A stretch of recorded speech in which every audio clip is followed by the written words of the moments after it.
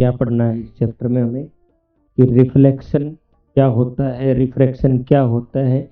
सबसे पहला क्वेश्चन अपने सामने क्या आता है, what makes things visible to, बताओ आप लोग। लाइट, बिल्कुल ठीक बात है। यहाँ से हम लाइट को डिफाइन भी कर सकते हैं। Light is that form of energy which makes things visible to us, या यूं कह सकते हैं कि ये एक फॉर्म ऑफ एनर्जी है जो हमें देखने में सहायता करती है और इसी की वजह से चीजें हमें दिखाई देती है। लेकिन कैसे, तो मान लिया कि लाइट से हमें चीजें दिखती हैं, लेकिन एग्जैक्टली वो फिनोमिनन होता कैसे है, चीजें हमें दिखती कैसे। लाइट एक सोर्स से किसी ऑब्जेक्ट पे गिरती है, फिर वो ऑब्जेक्ट लाइट को रिफ्लेक्ट करता है। कैसे, मान लो अपने पास सोर्स ऑफ लाइट है sun, ultimate source of light या ultimate source of energy sun ही है। सनरेज आई किसी भी ऑब्जेक्ट पे पड़ी, क्या हमें दिख जाएगा? नहीं, वो ऑब्जेक्ट से टकरा के वापस मुड़ेंगी और उसका कुछ पोर्शन हमारी आई रिसीव करेगी एंड देन आफ्टर माइंड उसको प्रोसेसिंग करेगा। ये बहुत जल्द होने वाली प्रक्रिया है क्योंकि लाइट बहुत तेज चलती है। अलग अलग ये स्टेप्स होते हैं लेकिन बहुत फास्ट होते हैं, इसलिए हम इनको रिकॉग्नाइज नहीं कर पाते। और जब माइंड प्रोसेसिंग करता है देन आफ्टर कोई भी ऑब्जेक्ट हमारे सामने अपीयर होता है। ये पूरा फिनोमिनल है how light makes things visible to.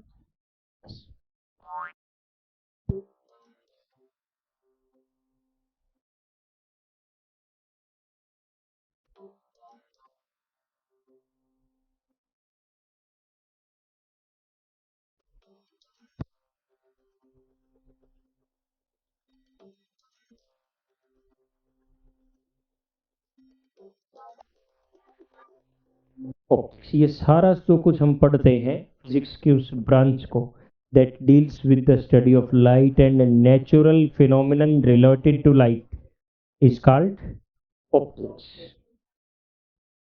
क्या क्या पढ़ते हैं हम लोग ऑप्टिक्स में? लाइट और उसकी प्रॉपर्टीज और उससे जुड़े हुए नेचुरल फिनोमिनन। क्या है light? That form of energy which makes things visible to us is called light. Light की प्रॉपर्टीज कौन सी हैं?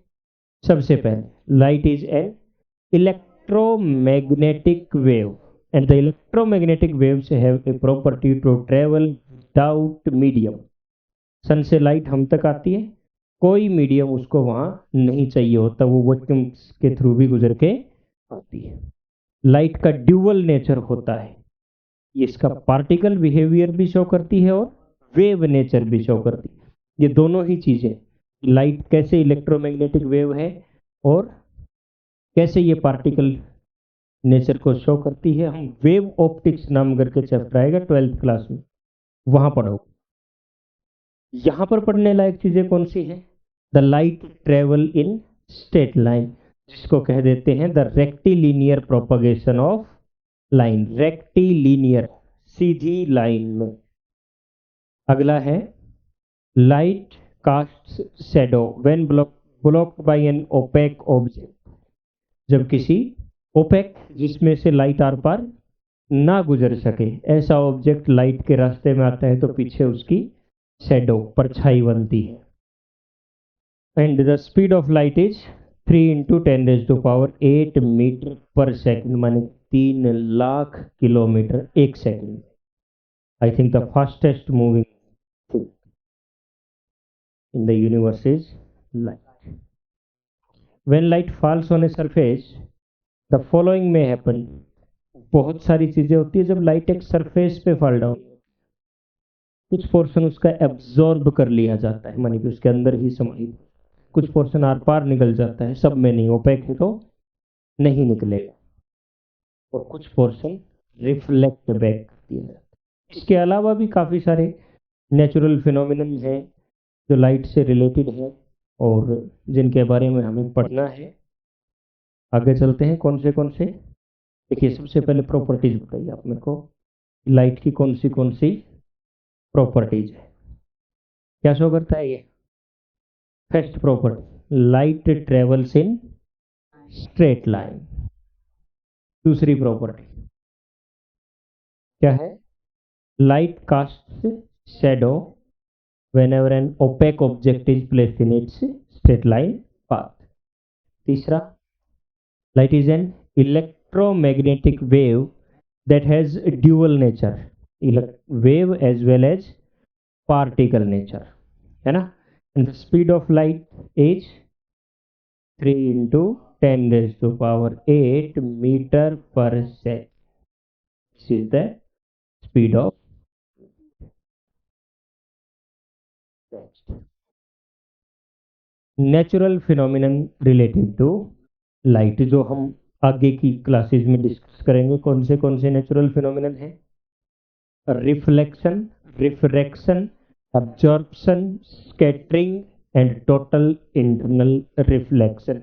ये सारे रे ऑप्टिक्स में पढ़े जाने वाले फिनोमिनन है, जो कि हम 10th क्लास के लेवल पर पढ़ेंगे।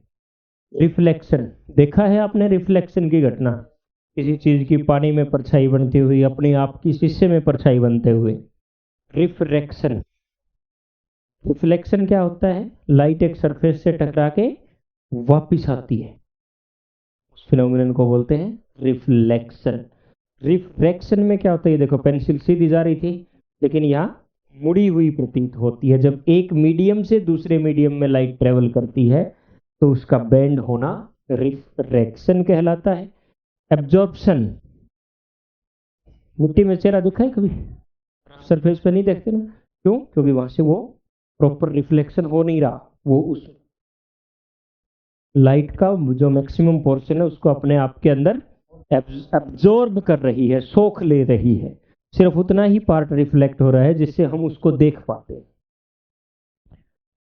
डिस्पर्सन, 7 रंगों में लाइट का बट जाना छोटे छोटे पार्टिकल से। स्कैटरिंग, स्कैटरिंग माने भी फैलना होता है, और डिस्पर्सन माने भी, डिस्पर्सन माने कैसे? ताश के पत्ते खोले ऐसे, दैट इज डिस्पर्सन। जुड़े हुए रहना फिर भी अलग अलग रंगों में फैल जाना। और स्कैटरिंग माने छितर जाना। कोई बॉल या कोई बलून वाटर का, उसके अंदर छोटे छोटे छोटे छोटे बॉल डाले और उसको फेंक के मारे तो वो सब हर डायरेक्शन में छितर जाती है, दैट इज स्कैटरिंग। थोड़ा सा फर्क है डिस्पर्सन और स्कैटरिंग में। स्कैटरिंग तुमने कभी वो देखा है? बादल, बादल के पीछे से आती हुई जो लाइट देखते हो ना, ये जो स्काई का कलर देखते हो, कलर कलर्स में जो बढ़ती है दैट इज डिस्पर्सन। और बादलों के पीछे से आती हुई लाइट देखते हो दैट इज स्कैटरिंग। स्कैटरिंग का एक स्पेशल टाइप है टिंडल इफेक्ट, जब कोलॉइड्स पर से लाइट रिफ्लेक्ट बैक होती है, मतलब हवा में तैरते हुए जब तुम कणों को देख पाते हो, या यूं कहो खुद लाइट को स्कैटर होते हुए देख पाते हो, उस फिनोमिनन को टिंडल इफेक्ट। थोड़ा सा समझेंगे इसका। टोटल इंटरनल रिफ्लेक्शन, मृगमिराज, जब वास्तव में पानी नहीं है और फिर भी सड़क पर देखते हो गर्मियों में, खासतौर पे जब नीचे की लेयर्स बहुत ज्यादा हॉट होती हैं, तो ये इल्यूजन महसूस होता है कि वहां कहीं पानी है, वहां कहीं पानी भरा हुआ है, ऐसा दिखता है सड़क। किस वजह से होता है? ऊपर जो मीडियम्स हैं एयर के वो ठंडे होते हैं, नीचे वाले जमीन की गर्मी की वजह से ज्यादा गर्म हो जाते हैं। एक डेंसर एयर मीडियम से रेयरर हल्के एयर मीडियम में जब लाइट आती है तो वो अंदर ना जाके, उसके पार ना जाकर के वापस डेंसर मीडियम में मुड़ जाती है। और ऐसा तभी होता है जब angle of incidence critical angle से बड़ा हो। ये थोड़ी सी आगे की बात, सिर्फ ये समझो कि वो सड़क तक ना टकरा के पहले ही वापस मुड़ जाती है, तो हमें सड़क नहीं दिखाई देता, वो हवा की हिलती हुई लहरें दिखाई देती हैं, जो एक इल्यूजन क्रिएट करती हैं कि आगे कहीं पानी भरा हुआ है। That is total internal reflection. Diamond में भी टोटल इंटरनल रिफ्लेक्शन होता है, इसलिए वो इतना चमकदार चीज है। इवन आपकी जो ऑप्टिकल फाइबर्स होती हैं उनके अंदर भी टोटल इंटरनल रिफ्लेक्शन ही होता है। ये सारी चीजें हम क्यों पढ़ रहे हैं अबे? ये सारी चीजें हम क्यों पढ़ रहे हैं? ये natural phenomenon related to light जो अभी हमने एक्सप्लेन किए, क्या रिफ्लेक्शन है क्या रिफ्रैक्शन है, छोटी छोटी उनकी डेफिनेशन लिखी है, उनके एग्जाम्पल लिखे हुए हैं कहाँ पे ये होता है। अच्छा, इस चैप्टर में हम आगे क्या पढ़ेंगे? कुछ चीजें हम प्रॉपर्टीज पढ़ रहे थे तो डिस्कस की ना भाई, ये 12th में पढ़ने की चीजें हैं, ये 10th क्लास में पढ़ने की चीजें हैं। क्या पढ़ोगे? Concept, straight line propagation of light के ऊपर बेस्ड कॉन्सेप्ट्स जो हैं सिर्फ वही हम 10th क्लास के लेवल पर पढ़ते हैं, और वो है रिफ्लेक्शन एंड रिफ्रैक्शन। क्या क्या है?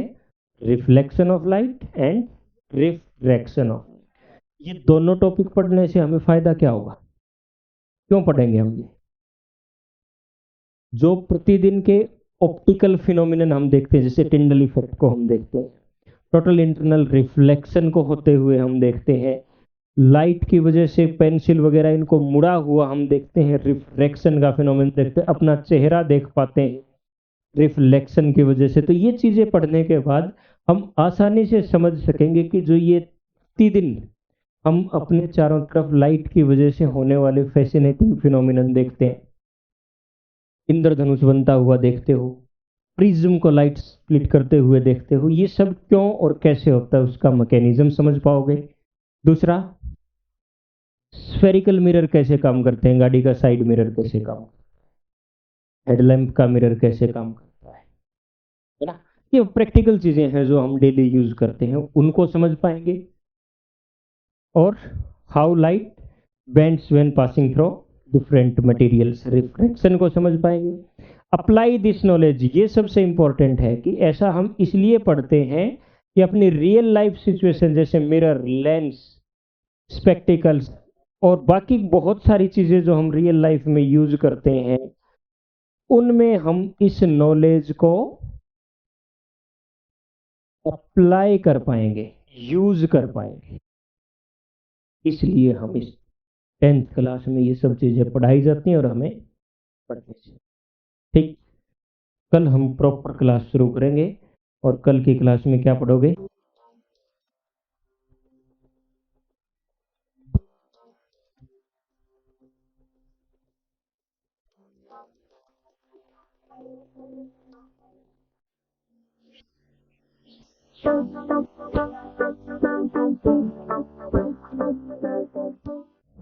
आज हमें शुरू करना है रिफ्लेक्शन ऑफ लाइट, कि how reflection takes place, reflection होता क्या है और रिफ्लेक्शन होता कैसे है, वो चीज आज पढ़नी है। क्या होता है रिफ्लेक्शन? बताओ। Bouncing back of light when it strikes a smooth and shiny surface is called reflection. जब ये किसी, जैसे यहां से सनलाइट आई, वो मिरर पे टकराई, आप देखोगे तो सन की इमेज उसमें दिखाई देगी।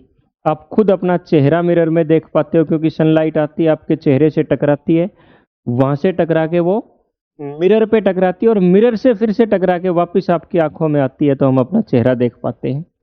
और यही प्रक्रिया है रिफ्लेक्शन, किसी स्मूथ सरफेस पर लाइट का टकरा करके वापस मुड़ जाना।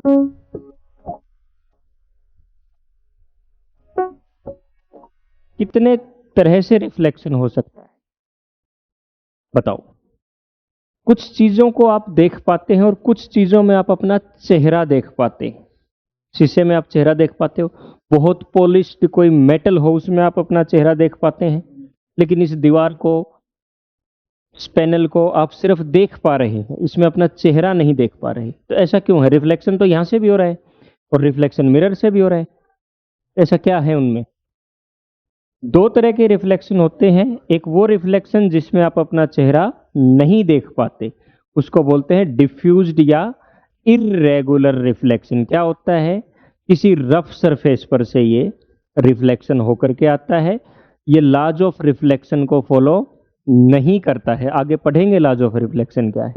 इसमें जो इमेज है वो क्लियर इमेज नहीं बन पाती है। एग्जाम्पल के लिए, आपकी दीवार से, वुडन टेबल से लाइट टकरा के जो स्कैटर हो जाती है, जो सरफेस रफ है, स्मूथ नहीं है, या जो बैक साइड पॉलिश्ड नहीं है, उस पर से जो रिफ्लेक्शन होगा दैट इज इर्रेगुलर और डिफ्यूज्ड रिफ्लेक्शन। दूसरा है आपका रेगुलर रिफ्लेक्शन या स्पेक्युलर रिफ्लेक्शन।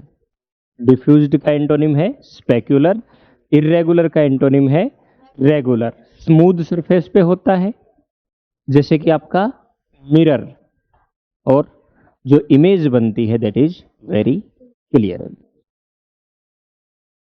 देन आफ्टर, कैसे रिफ्लेक्शन होता कैसे है? रिफ्लेक्शन होता ऐसे है जैसे ये आपका कोई मिरर या प्लेन सरफेस है। क्या है? मिरर या स्मूथ सरफेस है।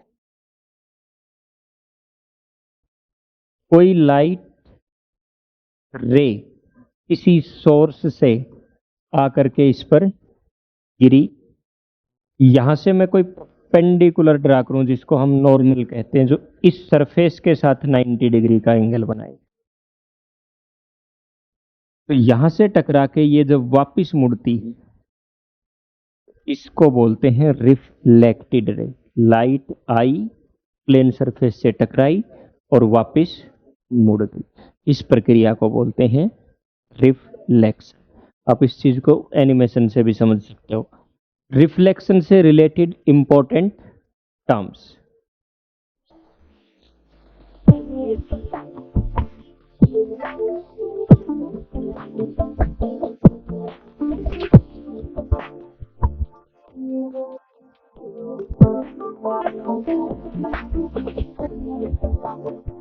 जो हमने डायग्राम बनाया है या जो एनिमेशन है, वहां से आपको कौन सी टर्म्स ऐसी मिलती हैं जो रिफ्लेक्शन से रिलेटेड है? सबसे पहले एक ray of light that comes from a source and false on A reflecting surface. किस पे?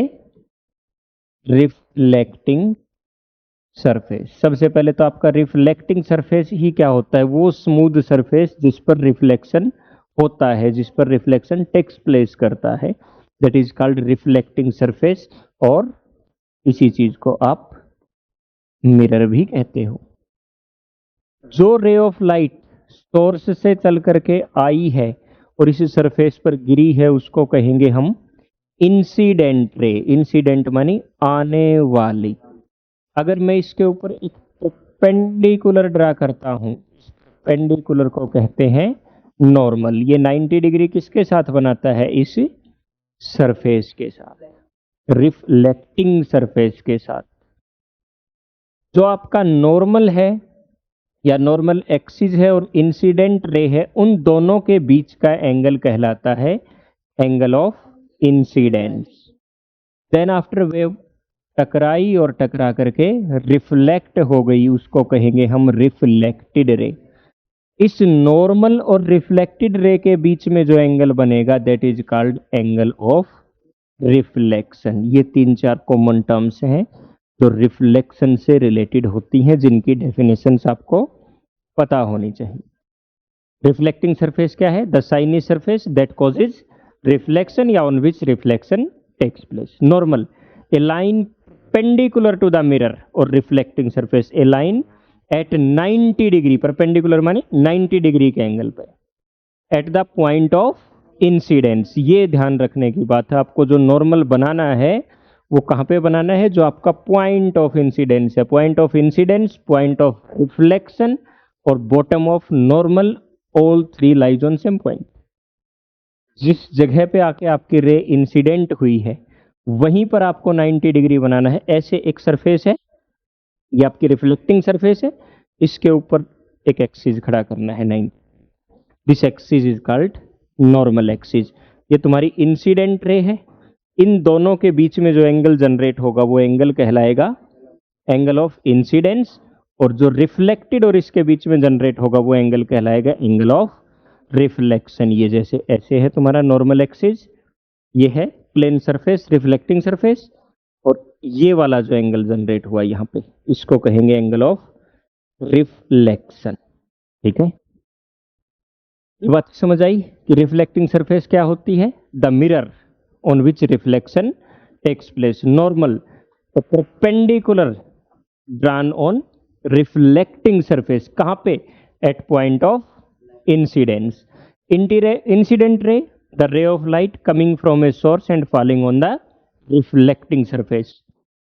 Reflected ray, the ray bending back या bouncing back from the reflecting surface is called reflected ray.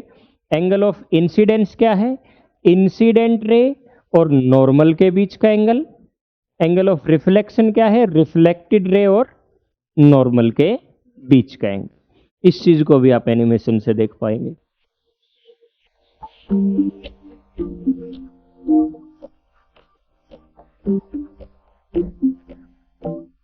Mirror, बताओ अब आप लोग कि mirror क्या होता है. A smooth and polished surface that reflects most of the light falling on it is called mirror. वो प्लेन सरफेस जिस पर से लाइट रिफ्लेक्ट बैक होती है उस सरफेस को ही मिरर कहा जाता है. कितनी तरह के मिरर्स आपने देखे हैं? आपने अपना चेहरा देखने के लिए प्लेन मिरर देखा होगा, किसी व्हीकल का रियर व्यू मिरर देखा होगा, और हेडलाइट के अंदर मिरर होता है वो देखा होगा. डेंटिस्ट के पास मिरर देखा है? कान के डॉक्टर के पास, जिसके अंदर से वो ऐसे देखता है. और भी कहीं कोई मिरर देखा है तुमने? रेलवे स्टेशन पे मिरर देखा होगा, किसी ब्लाइंड मोड़ पे मिरर देखा होगा. अलग अलग टाइप के होते हैं, सारे सीधे नहीं होते. कितनी टाइप के मिरर्स होते हैं?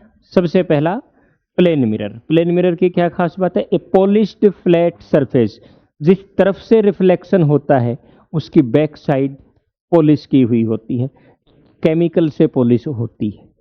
और उस केमिकल का नाम तुम बताओगे, उस मटेरियल का नाम आप लोग बताओगे. विच मटेरियल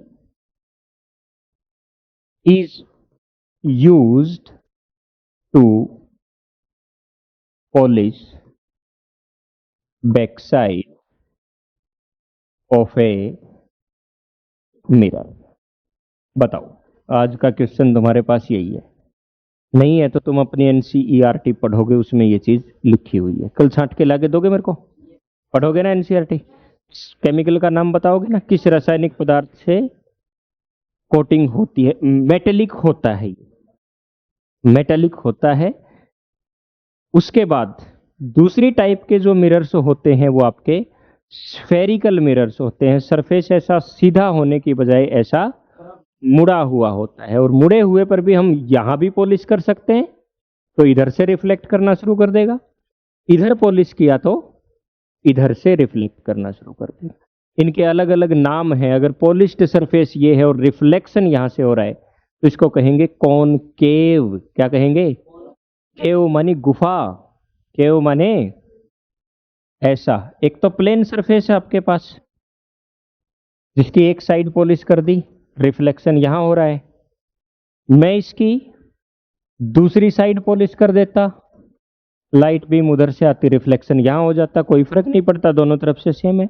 लेकिन जो स्फेरिकल मिरर्स हैं, अगर मैं इसके आउटर सरफेस को पॉलिश कर देता हूं और रिफ्लेक्शन अंदर वाली सरफेस पर होता है तो इसको कहते हैं कॉनकेव. और अगर मैं इसकी पॉलिश अंदर वाली साइड कर देता हूं और रिफ्लेक्शन बाहर की तरफ उभरे हुए हिस्से से होता है तो इसको बोलते हैं कॉन्वेक्स. केव मानी गुफा, केव मानी अंदर की तरफ से रिफ्लेक्शन होना चाहिए, कॉनकेव कहलाएगा. और बाहर की तरफ से रिफ्लेक्शन होगा तो क्या कहलाएगा? क्या कहलाएगा भाई? कॉन्वेक्स. Very good. ये लो जी, कॉनकेव मिरर कौन सा मिरर है? इनवर्ड कर्व्ड, या the reflecting surface is inward surface. And convex कौन सा है? आउटवर्ड कर्व्स, यानी कि reflecting surface is outward surface. और इनके डायग्राम में भी तुम कुछ अंतर देख रहे हो. स्पेशल टाइप के इमेजेस इसमें क्रिएट होती हैं. हेलो भाई साहब, प्लीज वेकअप. इसकी इमेज देखो और इसकी इमेज देखो. ये इनवर्ड है, अंदर की तरफ है, और ये, अब मुझे नहीं पता, इनमें से एक कॉनकेव है और एक कॉन्वेक्स है. एक में सीधी इमेज बन रही है और एक में इन्वर्टेड इमेज बन रही है. क्वेश्चन है आप लोगों के लिए कि विच वन इज कॉनकेव? इनमें से कॉनकेव कौन सा है, जिसमें सीधी इमेज बन रही है वो, या जिसमें उल्टी इमेज बन रही है वो? आगे की क्लासेज में जब तुम कॉनकेव और कॉन्वेक्स की इमेज फॉर्मेशन पढ़ोगे ना, तब इस प्रश्न का जवाब मिलेगा। ध्यान रखोगे ना? दो क्वेश्चन है, एक क्वेश्चन का जवाब तुम खुद से ढूंढोगे, इस मिरर की सरफेस पर पॉलिश किस केमिकल से की जाती है, और दूसरा किस में उल्टी इमेज बन रही है और किस में सीधी। ऐसा भी हो सकता है कि दोनों में ही उल्टी इमेज बने और दोनों में ही सीधी इमेज बने, या ऐसा भी हो सकता है एक में हमेशा उल्टी बने, एक में कभी उल्टी बने कभी सीधी बने। कब और कैसे होगा ये हम पढ़ेंगे किसमें? Image formation by spherical mirrors. Next class में वो चीज पढ़ेंगे। हाँ जी, ये देखो, हमने तीन तरह के मिरर देखे।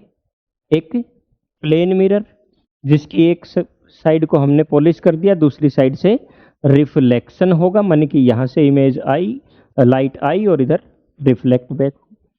दूसरा कॉनकेव होगा, डायग्राम से पता लगता है, जिसकी रिफ्लेक्टिंग सरफेस अंदर वाली हो उसको कहेंगे कॉनकेव, और जिसकी रिफ्लेक्टिंग सरफेस बाहर वाली हो उसको कहेंगे कॉन्वेक्स।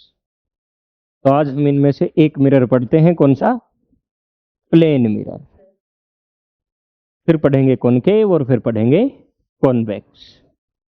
प्लेन मिरर, इमेज कैसे बनती है, क्या क्या उस इमेज की क्वालिटीज होती हैं, तुम ये डायग्राम देखो और बताओ मेरे को कि इसमें जो इमेज बनी है, मैं दो तीन चीजें पूछता हूं, वो इमेज कैसी है।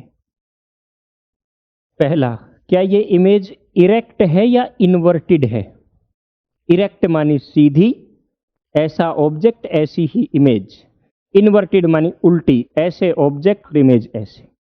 तुम देख करके बताओ कि प्लेन मिरर में जो इमेज बन रही है वो इरेक्ट है या इन्वर्टेड है? Erect, Sidhi image. Size of image, इसको मैग्निफिकेशन भी कह दिया जाता है, कैसी है? इक्वल टू द ऑब्जेक्ट है, डिमिनिश्ड है, या फिर उससे बड़ी बन रही है? तू बता, जो इमेज बन रही है ये तुम्हारा ऑब्जेक्ट है, ये तुम्हारी इमेज है, इमेज है वो इस ऑब्जेक्ट से छोटी है, बड़ी है, या बराबर है? डायग्राम में देख के बतानी है ये बात।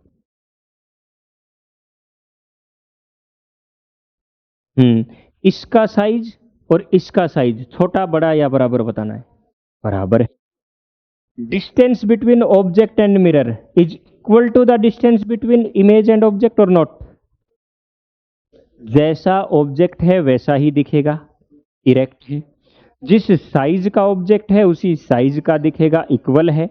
जो गैप मिरर और ऑब्जेक्ट के बीच में है वही गैप मिरर और इमेज के बीच में। इमेज मिरर के दूसरी साइड बनती है।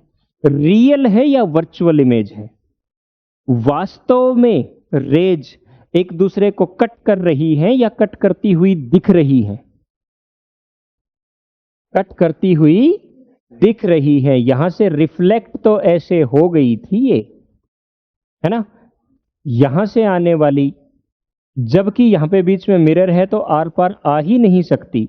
ये सिर्फ हमें एक विजुअलाइजेशन होता है, एक आभास होता है कि ये दोनों तरफ की रेज एक दूसरे को मीट कर रही है। तो ये इमेज रियल नहीं है, ये एक वर्चुअल इमेज है।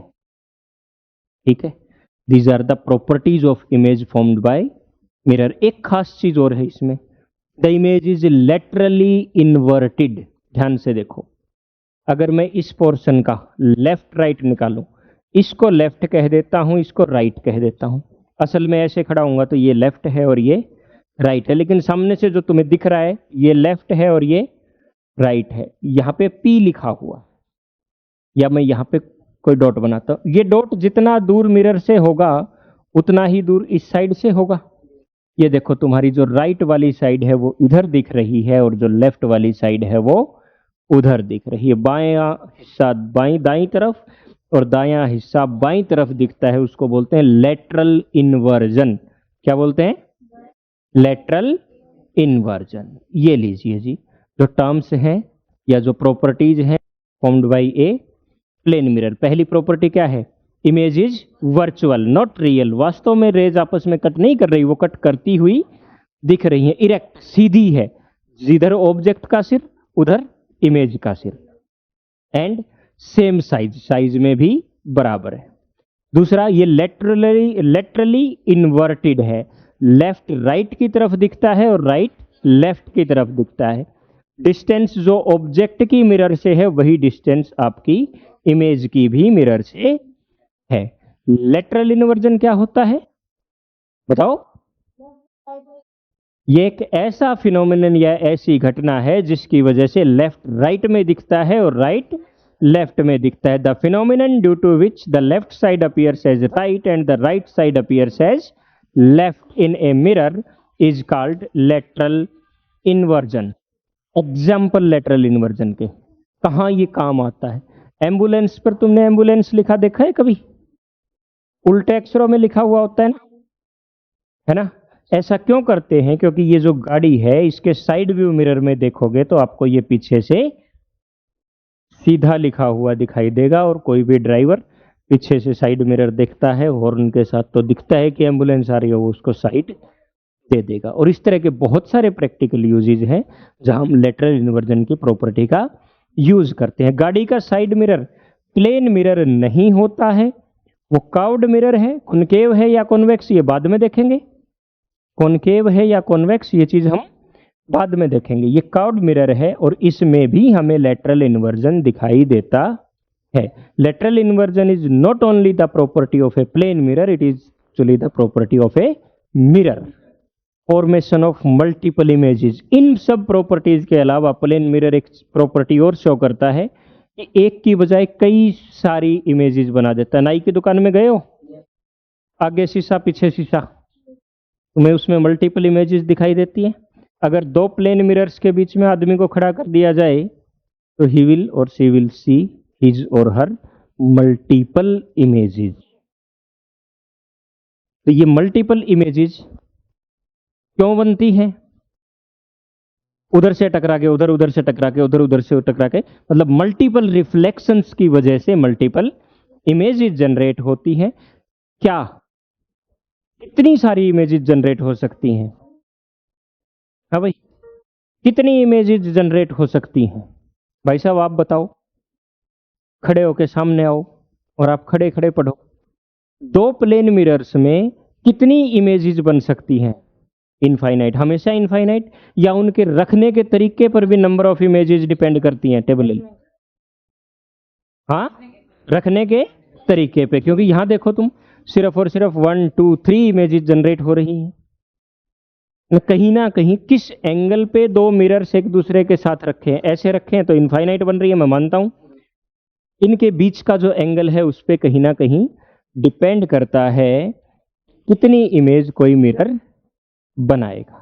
तो उसके लिए कोई फॉर्मूला चाहिए है कि मल्टीपल इमेजेस की जो फॉर्मेशन होती है वो कैसे, किस सिद्धांत पे होती है? अगर दो मिरर रखे जाते हैं किसी एंगल एक्स पे या थीटा पे, मान एक मिरर आपका ये है और दूसरा मिरर इसी के साथ जोड़ के उनके बीच में कोई एंगल बना दिया जाता है, तो इस एंगल की वैल्यू पे डिपेंड करेगा कि आपकी कितनी इमेजेस बनेंगी। बहुत सिंपल सा फॉर्मूला है, 360 डिवाइडेड बाय जो आपका एंगल है -1। फॉर एग्जाम्पल मैं क्वेश्चन देता हूं आपको, बताओ दो मिरर के बीच में एंगल है 30 डिग्री, कितनी इमेजेस बनेंगी? दो प्लेन मिरर्स के बीच में 30 डिग्री का एंगल है, एक ऑब्जेक्ट उनके सामने बना है, कितनी इमेजेस बनेंगी? 360 डिवाइडेड बाई 30 माइनस, बोलो कितना? -1, 11। Very good. इसी तरह तुम किसी भी वैल्यू से फाइंड आउट कर सकते हो कि कितनी इमेजेस बनेंगी। अगर दो मिरर 180 डिग्री पे रखे हैं, 180 डिग्री पे कैसे रखे जाएंगे? एक ये और एक ये, भाई साहब तो भी मल्टीपल इमेजेस जनरेट करेंगे। इन दोनों के बीच में कोई ऑब्जेक्ट है ना तो भी मल्टीपल इमेजेस जनरेट करेंगे, लेकिन इमेज बनेंगी कितनी? एक ही बनेगी। 120 डिग्री पे थोड़ा सा झुका दिया, दो, 90 डिग्री पे एक ऐसे और दूसरा ऐसे, तो 3 इमेजेस। 72 डिग्री पे 4 इमेजेस, 60 डिग्री पे 5 इमेजेस, 45 डिग्री पे 7 इमेजेस 30 डिग्री पे, 11 इमेजेस, और अगर 0 डिग्री पर है, 0 डिग्री पर मानी एक दूसरे के आमने सामने रखे हैं, तो कितनी इमेजेस बनेंगी? Infinite images form. कल की क्लास में हम पढ़ेंगे कि रिफ्लेक्शन के सिद्धांत क्या है, लॉज ऑफ रिफ्लेक्शन।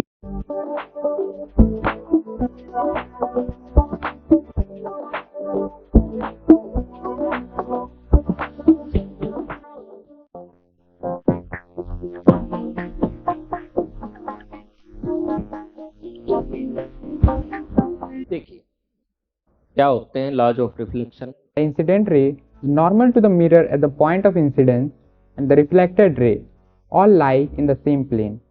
पहला लॉ क्या कहता है कि आपकी जो इंसिडेंट रे है, इंसिडेंट रे कौन सी होती है? सोर्स से सरफेस पर आने वाली रे को कहा जाता है इंसिडेंट रे।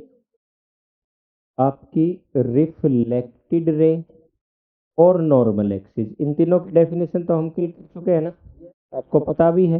जो आने वाली रे है वो इंसिडेंट, जाने वाली है वो रिफ्लेक्टेड। कब जाने वाली है? रिफ्लेक्शन होने के बाद। Bounced back ray of light is called reflected ray, और नॉर्मल है perpendicular on the plane surface. ये प्लेन सरफेस और ये इसका परपेंडिकुलर, ये एक प्लेन और ये परपेंडिकुलर प्लेन में एग्जिस्ट करता है वो दूसरा प्लेन। अब क्या कहता है कि आपकी जो इंसिडेंट रे है वो ये नॉर्मल एक्सिस है ये, और जो आपकी रिफ्लेक्टेड रे होगी ये तीनों के तीनों एक ही प्लेन में लाई करते हैं। Incident ray, reflected ray, normal ray all lie in same plane. अच्छा, एक खास बात है, ये जो लॉज ऑफ रिफ्लेक्शन है these are applicable only for regular reflection. क्या होता है रेगुलर रिफ्लेक्शन? वो वाला रिफ्लेक्शन जिसमें आप इमेज देख पाते हो, या यूं कहें कि जितनी भी इंसिडेंट रे होंगी, ये तो है नहीं कि एक ही रे आएगी, a number of rays will be there, वो पैरेलल रेज आएंगी। रिफ्लेक्ट होने के बाद भी वो पैरेलल ही रहें तो उसको कहते हैं हम रेगुलर रिफ्लेक्शन। और ये लॉज ऑफ रिफ्लेक्शन अप्लीकेबल किसके लिए होते हैं? रेगुलर रिफ्लेक्शन के लिए ही अप्लीकेबल होते हैं। सेकंड लॉ क्या कहता है? The angle of incidence is equal to the angle of reflection. कि अगर ऐसी कंडीशन है, कौन सी? आपके रेगुलर रिफ्लेक्शन की कोई कंडीशन है, तो जो आपका एंगल ऑफ इंसिडेंस होगा और एंगल ऑफ रिफ्लेक्शन होगा वो हमेशा बराबर रहेंगे। Angle of incidence is always equal to angle of reflection for a regular reflection। इसके बाद ये जरूर लिखना है आपको for a regular reflection, और फर्स्ट लॉ में भी लिखना है for a regular reflection the incident ray, reflected ray and normal axis all three lie in same plane। Angle of incidence कौन सा है? जो इंसिडेंट रे और नॉर्मल एक्सिस के बीच में एंगल बनता है that is angle of incidence, और जो रिफ्लेक्टेड रे और नॉर्मल एक्सिस के बीच में बनता है that is angle of reflection. ये दोनों बातें अच्छे से समझ आ गई आप लोगों को? ये तुम्हारे दो तरह के जो रिफ्लेक्शन होते हैं वो है कौन सा? डिफ्यूज्ड या इरेगुलर रिफ्लेक्शन। यहाँ देखिए इंसिडेंट रेज जो है वो एक दूसरे के पैरेलल हैं, लेकिन रिफ्लेक्टेड रेज एक दूसरे को इंटरसेक्ट कर रही हैं, they are not parallel to each other. इस तरह के जो आपका रिफ्लेक्शन होगा उसमें लॉज ऑफ रिफ्लेक्शन फॉलो नहीं करेंगे। इरेगुलर सरफेस से रे ऑफ इंसिडेंस इधर से आई, जरूरी नहीं है कि रिफ्लेक्ट होकर उधर जाए, उधर भी भाग सकती है क्योंकि सरफेस आपका रफ है। हर डायरेक्शन में रेज जाती है ना, हर डायरेक्शन में रेज जाती है। अच्छा जी, दूसरा, अगर मैं यहाँ पर पेंडिकुलर ड्रा करता हूँ, ये तुम्हारा एंगल ऑफ इंसिडेंस है, ये एंगल ऑफ रिफ्लेक्शन है, यही बराबर नहीं है। फिर चलो इस रे के लिए ड्रा करता हूँ, ये दोनों तो पैरेलल रेज आई थी, ये आपका एंगल ऑफ इंसिडेंस है और इधर माइनस में गया आपका angle of reflection. Angle of incidence और एंगल ऑफ रिफ्लेक्शन भी बराबर नहीं है, इसलिए इरेगुलर रिफ्लेक्शन में लॉज ऑफ रिफ्लेक्शन फॉलो नहीं किए जाते, और इसीलिए ये इर्रेगुलर है रिफ्लेक्शन। रेगुलर रिफ्लेक्शन में क्या होता है, जो इंसिडेंट रे है और जो रिफ्लेक्टेड रे है दोनों सेम प्लेन में है, और अगर मैं यहाँ परपेंडिकुलर ड्रा करता हूँ जिसको नॉर्मल एक्सिस कहोगे, वो भी इसी प्लेन में होगा। किसके ऊपर परपेंडिकुलर है, जो आपका मिरर या स्मूथ सरफेस है, रिफ्लेक्टिंग सरफेस है, उस पर परपेंडिकुलर होगा। जो आपका एंगल ऑफ इंसिडेंस है और एंगल ऑफ रिफ्लेक्शन है वो दोनों ही बराबर है। दो ही ला रिफ्लेक्शन के, सिंपली समझ आ गई। अपने आप से डेफिनेशन लिख के याद कर सकते हो। इनफ, आज इतना ही। कल हम क्या पढ़ेंगे,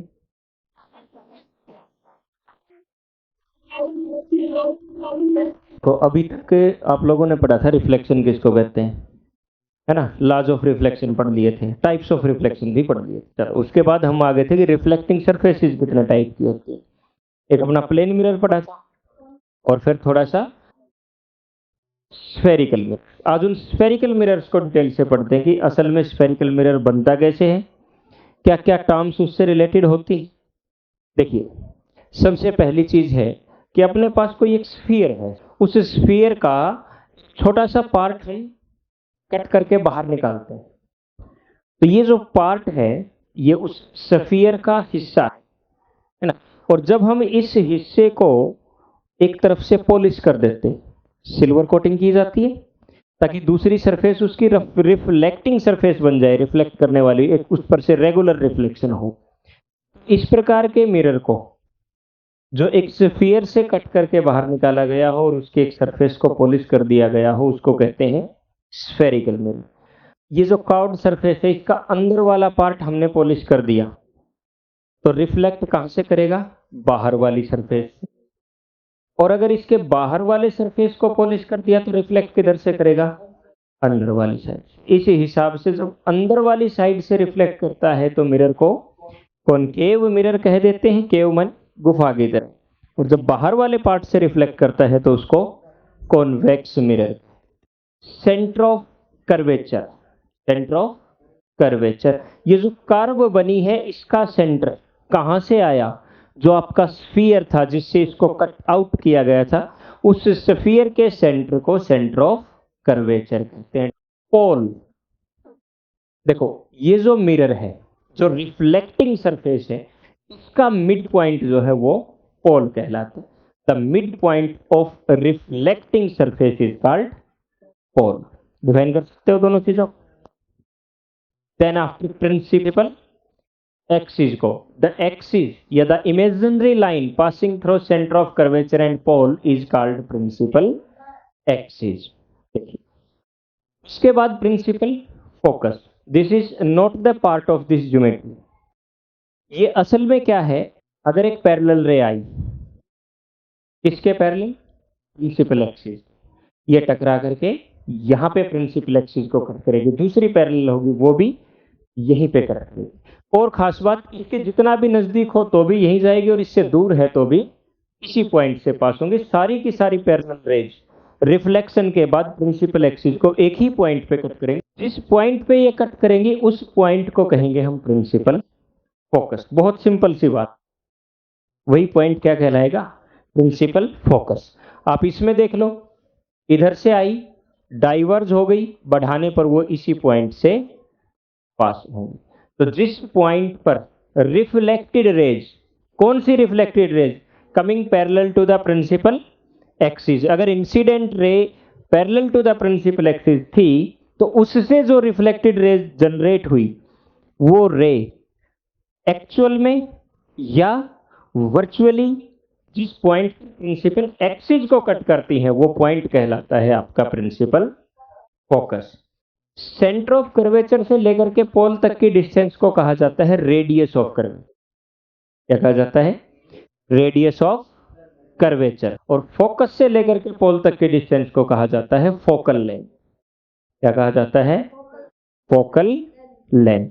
और बाय चांस नेचुरली इनमें एक रिलेशन होता है, radius of curvature is very close to 2 times of focal length. ये इसके बीच में जो प्रिंसिपल फोकस होता है वो सेंटर ऑफ कर्वेचर और पोल के बीच में एग्जिस्ट करता है। कब, जब आपका अपर्चर बहुत छोटा as compare to radius of curvature. अब ये अपर्चर क्या है, दो तरह के अपर्चर होते हैं। तो ये जिसको हमने क्या कहा है, ये वाली डिस्टेंस यहां से यहां तक, और एक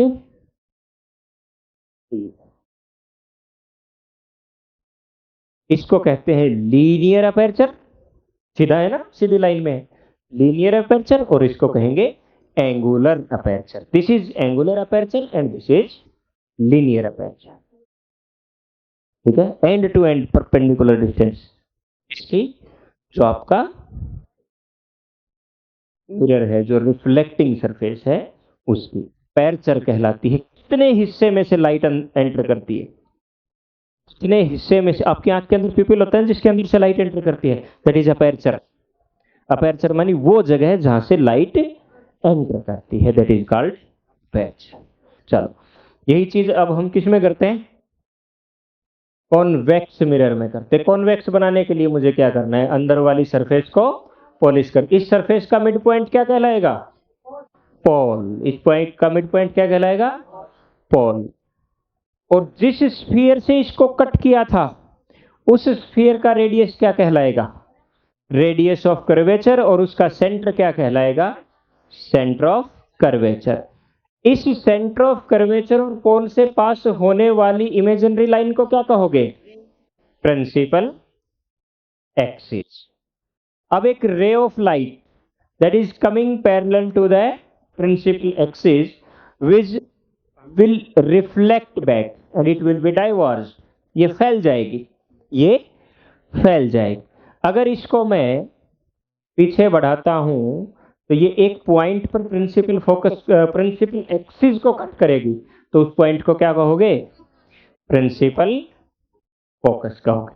अब इस डिस्टेंस को क्या कहोगे, रेडियस ऑफ कर्वेचर, और इस डिस्टेंस को क्या कहोगे, फोकस। इतनी चीजें क्लियर हैं सबको। अब कार्टेशियन साइन कन्वेंशन बताता हूं।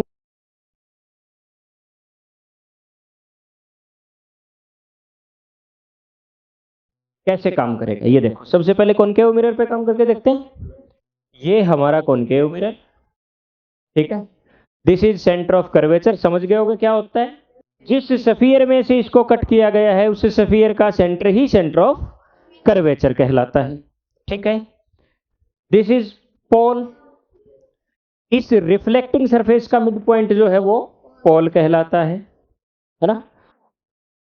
क्योंकि हमने कॉनकेव मिरर कंसीडर करना है तो इंसिडेंट रेज इस डायरेक्शन में कंसीडर की जाएंगी, है ना। रिफ्लेक्ट होकर के ये यहां से निकलेगी, तो this will be called principal focus. अब all distances are measured from pole. हम डिस्टेंस कहां से मेजर करना शुरू करेंगे, यहां से। पोल से इधर फोकस तक की डिस्टेंस क्या कहलाएगी, फोकल लेंथ। क्या मैं इसको माइनस एफ लिख दूं। सेकंड साइन कन्वेंशन क्या कहता है, distances opposite to incident ray are taken as negative. और क्या मैं इस डिस्टेंस को माइनस आर से डिनोट कर दूं, सही है। और रिलेशन जो था r is equal to 2f will be maintain. इस पे कोई फर्क नहीं पड़ा ना। क्यों नहीं पड़ा, क्योंकि that is minus R and that is minus 2 times of f। अगर मैं साइन कन्वेंशन भी कंसीडर करता हूं तो r इक्वल टू 2f। और ये असल में ये चीज जो है कोई फॉर्मूला नहीं है, ये एक सिंपल सी बात है कि रेडियस ऑफ कर्वेचर डबल होता है किससे, फोकल लेंथ से।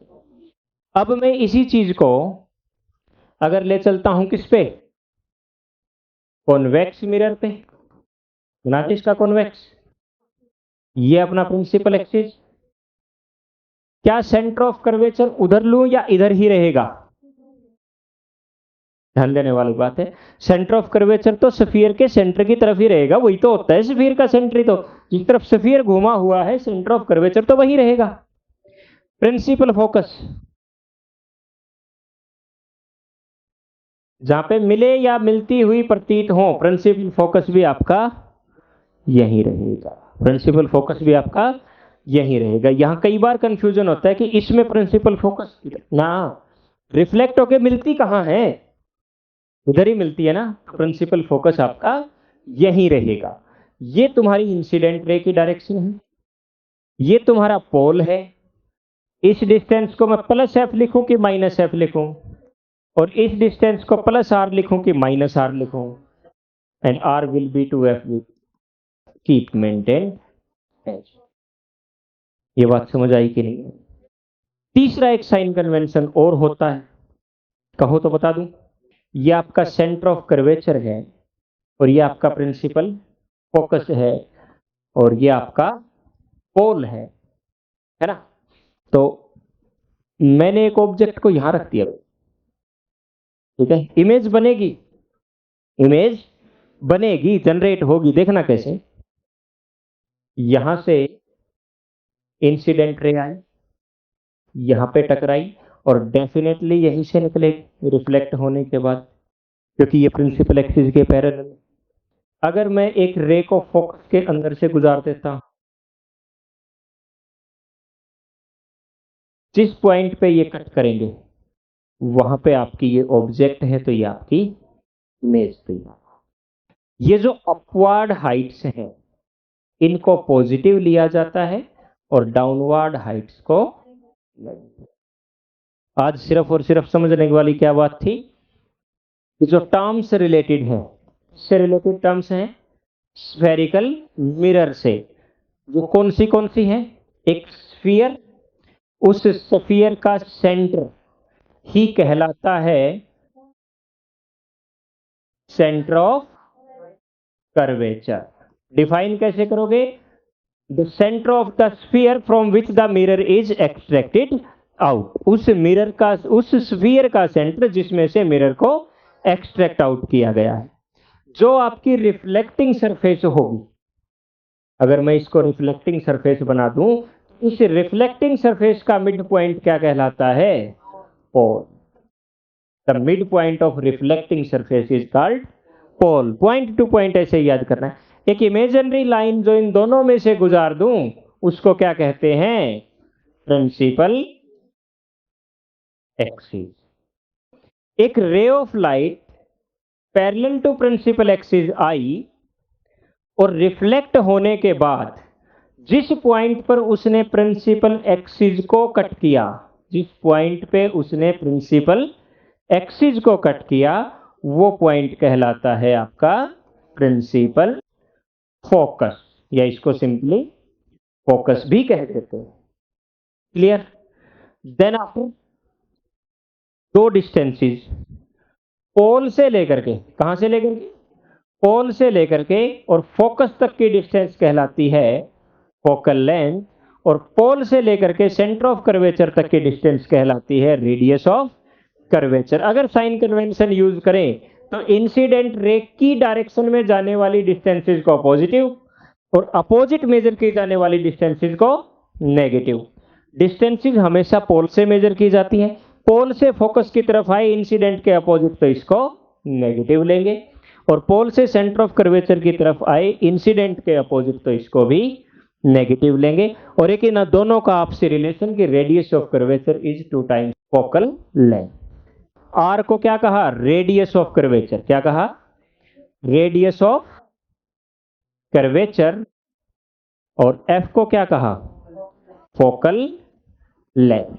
डिफाइन कर सकते हो? Radius of curvature, the distance between P and C, pole and centre of curvature. Distance between pole and centre of curvature. पहले पोल बोलना है क्योंकि मैंने पोल से डिस्टेंस को मेजर करना शुरू किया है, ठीक है? Okay. Focal length, distance between pole and principal focus. Then after एक टर्म बची आपके पास अपर्चर। क्या? Aperture, the linear distance between ends of mirror या reflecting surface is called linear aperture, and the angular distance between them from center of curvature is called angular aperture. इसके जो and point है उन and point के बीच की सीधी दूरी को linear aperture कह देते हैं, और सेंटर ऑफ कर्वेचर से जो एंगल बनाते हैं उसको एंगुलर अपर्चर कह दिया जाता है। अब कॉनकेव और कॉन्वेक्स मिरर का हमें सीखना है कि जो इमेज फॉर्मेशन है वो कैसे होती है ना, इमेजेस बनती कैसे हैं। पर इमेज बनने से पहले जिन नियमों का पालन करना है इमेज बनाने के लिए, उनको जानना जरूरी है। रूल्स को अपनी लैंग्वेज में लिखना है, एज इट इज लिखने की जरूरत नहीं है, डायग्राम ध्यान होना चाहिए। सबसे पहला नियम क्या कहता है, a ray coming parallel to the principal axis will pass through the principal focus after reflection, पहला नियम। दूसरा नियम, a ray of light coming through the principal focus will pass parallel to the principal axis. Simple और साधारण शब्दों में definition बोलो,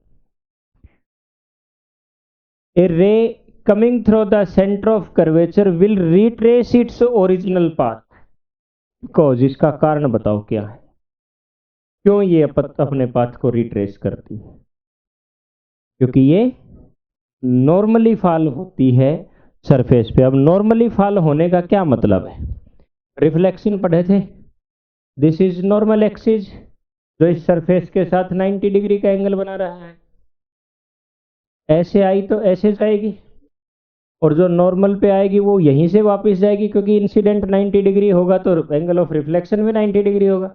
अब ये तो कर्व्ड सरफेस है, इसमें नॉर्मल का क्या मतलब है, इसमें नॉर्मल का ये मतलब है, ये आपका सेंटर ऑफ कर्वेचर है, यहां से this is radius of curvature. जब भी तुम कोई टेंजेंट ड्रा करते हो किसी सर्कल पे जब भी टेंजेंट ड्रा करते हो तो रेडियस उसके साथ कितने डिग्री का एंगल बनाता है, 90 डिग्री। आप वो किसी भी पॉइंट पर ड्रा कर लो टेंजेंट, वहीं पे रेडियस उसके साथ कितने डिग्री का एंगल बनाएगा, 90 डिग्री का। तो इसलिए जो रे 90 डिग्री पर इंसिडेंट होगी वो 90 डिग्री पर ही रिफ्लेक्ट बैक होगी, और इसलिए सेंटर ऑफ कर्वेचर से आने वाली रेज रिट्रेस करती हैं अपने ओरिजिनल पाथ। बात कुछ समझ में आई है या नहीं आई है। और तीसरा, जो रेज डायरेक्ट पोल पर इंसिडेंट होंगी, the rays incident on pole are reflected in such a way that the angle of reflection is equal to angle of incidence, जो आपका नॉर्मल एक्सिस के साथ, क्योंकि अब की बार ये आपका जो प्रिंसिपल एक्सिस है वही नॉर्मल एक्सिस का काम कर रहा है, यहाँ पे लाइट गिरी है ना, क्योंकि इस पॉइंट पे टेंजेंट बनाओगे तो उसके साथ 90 यही बना रहा है, ये तुम्हारा एंगल ऑफ इंसिडेंस है और ये एंगल ऑफ रिफ्लेक्शन है। चारों चीजें याद रहेंगी। ओके, अब ये नियम हम देख लेते हैं किसके लिए, कॉन्वेक्स मिरर्स के लिए। इसमें क्या कहता है, कौन सा मिरर है, कॉन्वेक्स, सिर्फ लैंग्वेज बदलेगी, चीजें वही है। A ray parallel to the principal axis appear to diverge, क्या कहता है, अपीयर टू डाइवर्ज। उसमें क्या कहा था, a ray parallel to the principal axis will pass through the principal focus after reflection। इसमें हमें सिर्फ और सिर्फ अपनी लैंग्वेज चेंज करनी है। क्या कहता है, a ray parallel to the principal axis appears to diverge from the principal focus after reflection। क्या कहता है, ऐसे डाइवर्ज होती हुई अपीयर हो रही है जैसे ये प्रिंसिपल फोकस में से आ रही हो। दूसरा, a ray directed towards principal focus, principal passing through नहीं कहा, a ray directed towards principal focus, जिसकी डायरेक्शन प्रिंसिपल फोकस की तरफ थी, will emerge parallel to the principal axis after reflection, same है।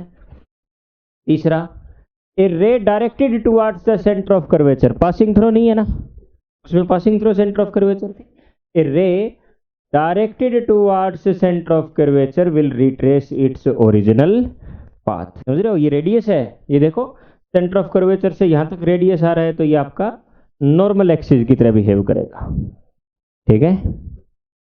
अगला, ray incident on the pole will reflect back in such a way that angle of incidence is equal to angle of reflection. आसान language में लिखना है।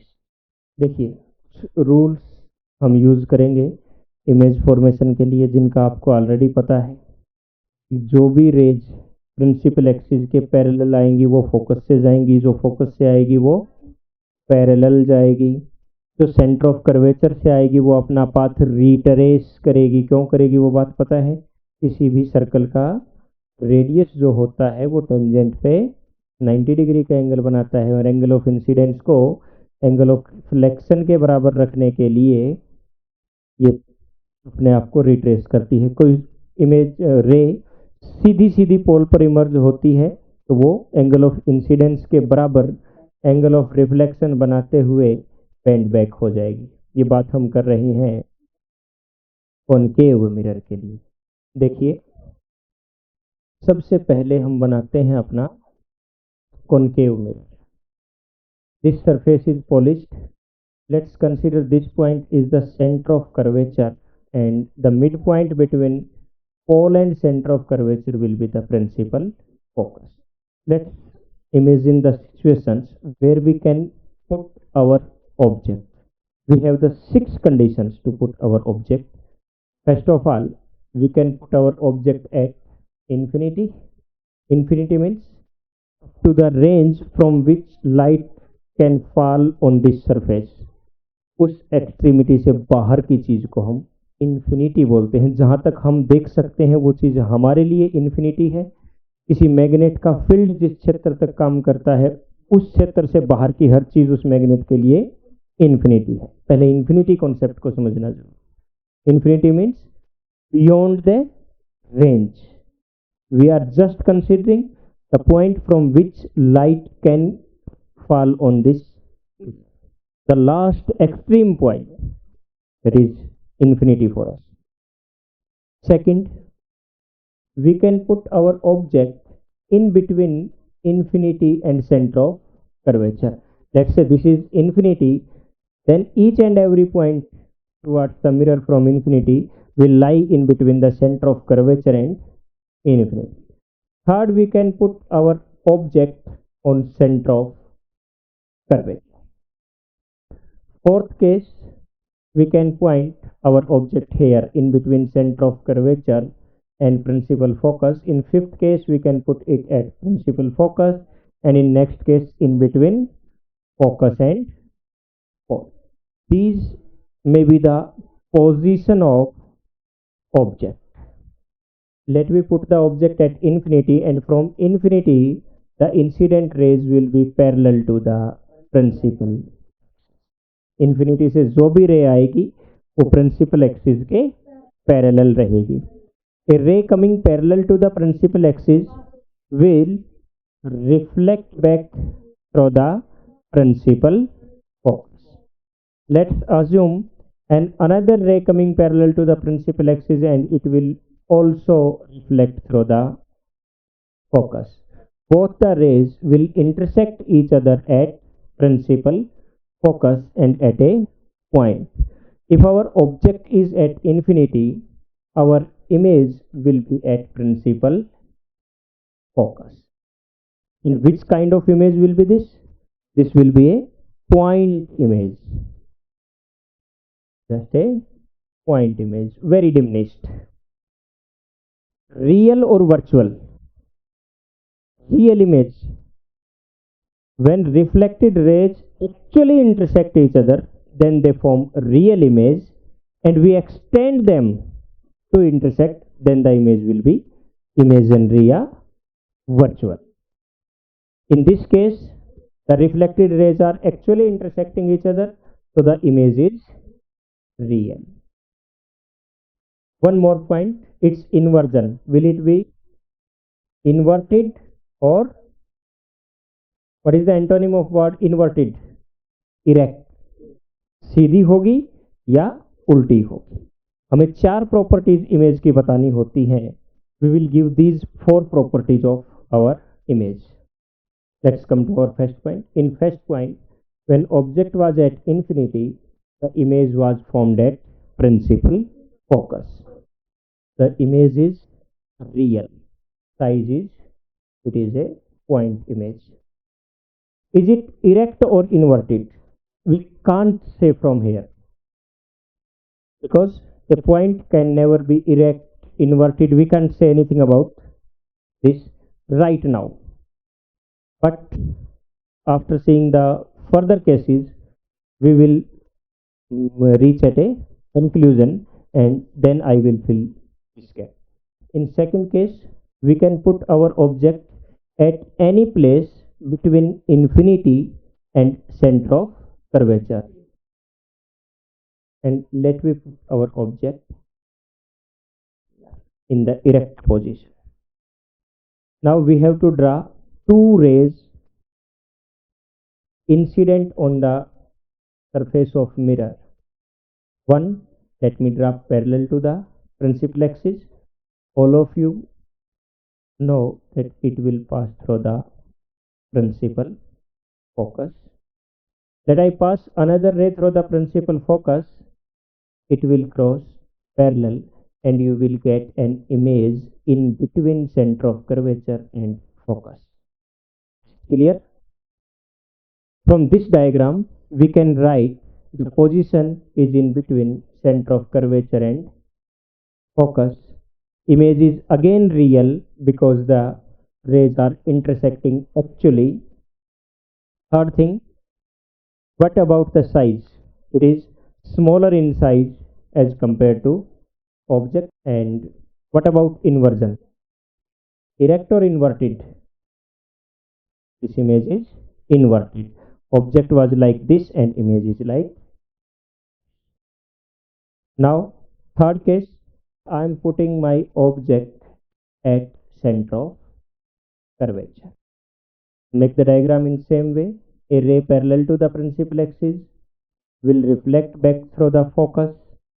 A ray through the focus will reflect parallel to the principal. If your diagram is correct, then you will get your image just at center of curvature. Image is again real and equal in size. You can measure that with your ruler. The image will be equal in size and again inward. This is center of curvature, this is focus, and I am placing my object in between center of curvature and focus. Make the diagram in same way. A ray parallel to principal axis, cross it through the focus. A ray coming through the focus will reflect back parallel to the principal axis and you will get your image here. Image is real and just have a glance. The image is magnified now. The object was smaller and image is large. And again we got an inverted image. If object is placed at focus, what will happen? Let me take a ray parallel to the principal axis, incident on the mirror. It will reflect back through the focus. Second ray, where I have to make the second ray? I can't make here a ray passing through the focus. Now let me make a ray incident on pole directly. It will reflect back by making an angle equal to angle of incidence, and you will find that both the rays are going parallel to each and parallel lines never intersect. Means what is going to happen? They will pass up to infinity, because we had a case when object was at infinity, image was being made at focus. In this case, when object is at focus, the image will be made at infinity. You can't say image will be formed or not formed. Can't say that. At this point, actually you can't say. I will tell you the reason which kind of image will be there. We have to fill this blank, and this blank. Just think over. We will give the answer after thinking, not just by cramming. Okay? Okay. Next and last case. This is focus and this is pole and object is lying here. Let me draw the diagram. A line coming parallel to the principal axis will reflect back through focus. It will not reflect back through focus. Why it will not reflect back? It will try to reflect back through the focus. What will happen? This object itself block the ray coming in this direction. It cannot pass through it because this is an opaque object. The reflected ray will fall on the object itself and will not pass through. In this case, what we will do, we will extend it like this, that it is coming through the focus. We will extend. Okay. Another ray falling on the pole will reflect back at same angle. We will again extend, and at a point beyond the mirror they will intersect each other.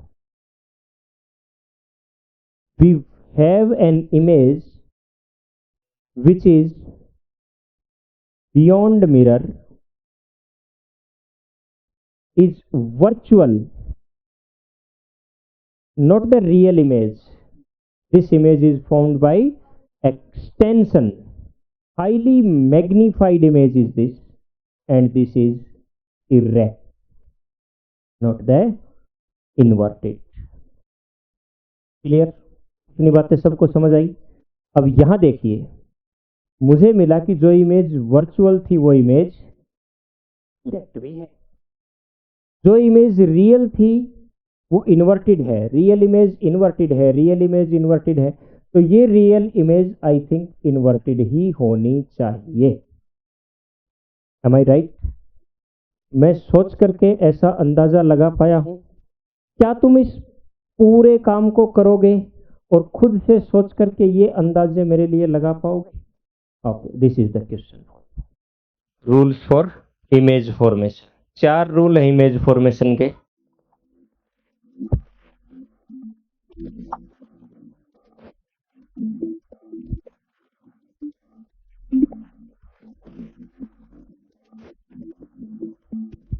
सबसे पहला, जो भी ray of light principal axis के parallel आएगी वो reflect होने के बाद फोकस से होकर के निकलेगी। ये आपका पहला नियम है। अगर कॉन्वेक्स मिरर है तो जो पैरेलल टू प्रिंसिपल एक्सिस आ रही है वो ऐसे लगता है रिफ्लेक्ट होने के बाद कि वो पीछे से फोकस में से आ रही हो, appears to come from the focus। जो इंसिडेंट रे फोकस में से आती है कॉनकेव मिरर के केस में रिफ्लेक्ट होके प्रिंसिपल एक्सिस के पैरेलल निकल जाती है, और जो रे कॉन्वेक्स मिरर पर ऐसे आती है जैसे कि वो फोकस में से निकल जाएगी, वो रिफ्लेक्ट होने के बाद प्रिंसिपल एक्सिस के पैरेलल गुजर जाती है। A ray passing through the focus emerges parallel to the principal axis and appears to emerge parallel to the principal axis। तीसरा केस, जो रे सेंटर ऑफ कर्वेचर से आती है वो अपने पाथ को रिट्रेस करती है, और इसका कारण क्या है? जब भी आप इस पॉइंट पे कोई टेंजेंट ड्रा करोगे तो यहाँ पे ये 90 डिग्री का एंगल बनाएगी, और लॉज ऑफ रिफ्लेक्शन क्या कहते हैं कि angle of incidence should be equal to angle of reflection. तो एंगल ऑफ रिफ्लेक्शन भी 90 डिग्री का होगा, और इसलिए सेंटर ऑफ कर्वेचर से आने वाली रे अपने पाथ को रिट्रेस करती है, क्योंकि सेंटर से सर्कल की कर्व तक आपने जो लाइन बनाई वो रेडियस कहलाती है, और रेडियस हमेशा टेंजेंट पर 90 डिग्री होता है। इसमें भी सेम रूल था कि जो सेंटर ऑफ कर्वेचर से गुजरने वाली है वो अपने पाथ को रिट्रेस करेंगे।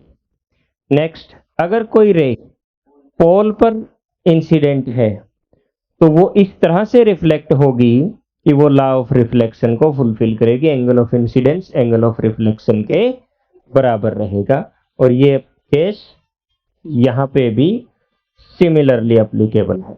इमेज फॉर्मेशन को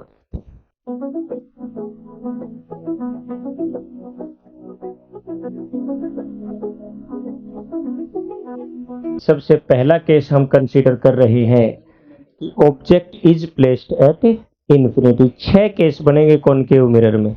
जो ray parallel to principal axis incident हुई, that will pass through the focus after reflection. Reflection के बाद वो फोकस से निकली। दूसरी रे भी जो इन्फिनिटी से आई, पैरेलल आई और वो फोकस से निकली। इमेज जो है वो हमारी फोकस पे बनी। इमेज को ध्यान से देखो, एक पॉइंट इमेज बन रही है, वास्तव में लाइन से एक दूसरे को काट रही है, तो रियल इमेज जनरेट हो रही है। इन्वर्टेड है या इरेक्ट है ये हम आगे से अंदाजा लगा लेंगे। दूसरा, ऑब्जेक्ट को मैंने इन्फिनिटी और सेंटर ऑफ कर्वेचर के बीच में रखा। जो रे पैरेलल आई वो फोकस से गई और जो रे सेंटर ऑफ कर्वेचर से आई इसने अपना पाथ रिट्रेस किया और जिस भी पॉइंट पे इन रेज ने एक दूसरे को कट किया वहां पे आपकी इमेज बनी। इमेज रियल है, पोजीशन उसकी बिटवीन सेंटर एंड फोकस है। और तीसरा, ऑब्जेक्ट ऐसे था और इमेज ऐसे बनी है, तो इन्वर्टेड इमेज है। मीन्स की जो रियल इमेजेस हैं वो इन्वर्टेड होती हैं। In front of the mirror जिस साइड ऑब्जेक्ट है उसी साइड इमेज बन रही है। मैग्निफिकेशन की बात करें तो ऑब्जेक्ट का साइज बड़ा था, इमेज का साइज छोटा है, इसलिए हम इस इमेज को डिमिनिश्ड इमेज कहते हैं। नेक्स्ट केस तीसरा,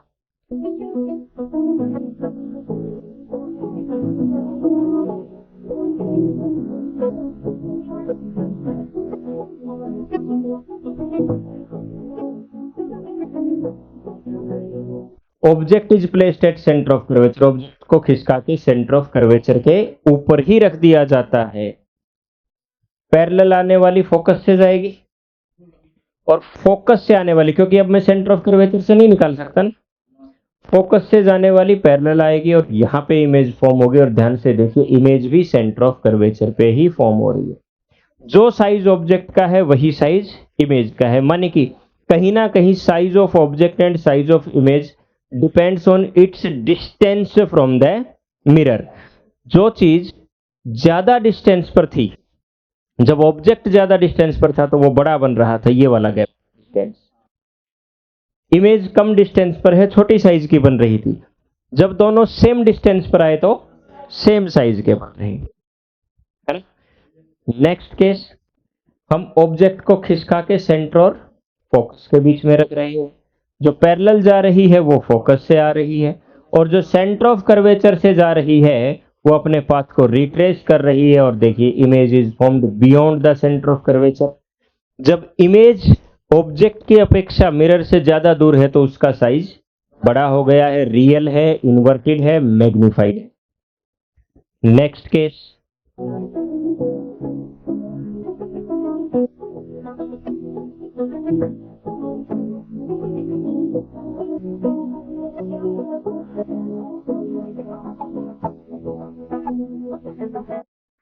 जब हमने ऑब्जेक्ट को फोकस पे रख दिया, जो रे पैरेलल गई वो फोकस से आई और जो सेंटर ऑफ कर्वेचर से आई उसने अपना पाथ रिट्रेस किया और हम देखेंगे कि ये रेज पैरेलल है। Means they will go to the infinity. Image बनेगी तो इन्फिनिटी पे बनेगी, क्योंकि मिरर के सामने है। जैसे पहले वाले केसेस में होता आया है, रियल इमेज बनेगी, इन्वर्टेड इमेज बनेगी और दूर जाके बन रही है, माने कि हाईली मैग्नीफाइड बनेगी। जो जितना नजदीक वो उतना छोटा, जो जितना दूर वो उतना बड़ा। लास्ट केस, हम इसको खिसका के फोकस और पोल के बीच में ले आते हैं। जो रे पैरेलल जाएगी वो रे फोकस से होकर के गुजरेगी और जो सेंटर ऑफ कर्वेचर से जाएगी वो अपनी पाथ को रिट्रेस करेगी। देखो, इनके बीच का गैप बढ़ रहा है, मन की ये इस साइड तो कभी भी नहीं मिलेगी। हम इसको पीछे एक्सटेंड करेंगे और पॉइंट पर जाकर के ये मिलती हुई प्रतीत होंगी और बिहाइंड द मिरर हमारी इमेज बनेगी। अब देखो, सामने नहीं बनी, रेज रियल में कट नहीं कर रही, हमने उनको जबरदस्ती एक्सटेंड करके मीट करवाया है। तो इस तरह की इमेजेस को कहते हैं इमेजिनरी या virtual images. These images are not real, these are virtual images. Virtual image है वो मिरर के पीछे की साइड बन रही है, behind the mirror. Behind the mirror है तो इरेक्ट भी है, वर्चुअल भी है और साइज हम यहां से चेक करते हैं, दिस इज मैग्नीफाइड। का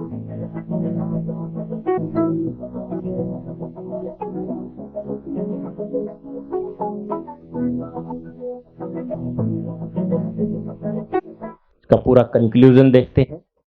इन्फिनिटी पर ऑब्जेक्ट था, इमेज बनी, फोकस पे रियल बनी, इन्वर्टेड बनी और पॉइंट साइज में बनी।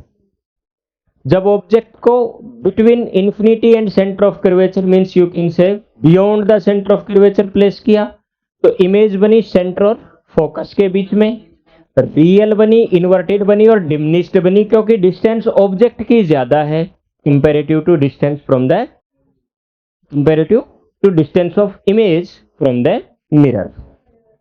जब सेंटर ऑफ कर्वेचर पर हम ऑब्जेक्ट को ले आए, इक्वल डिस्टेंस पर इमेज बनी, इक्वल साइज की बनी, रियल बनी और इन्वर्टेड बनी।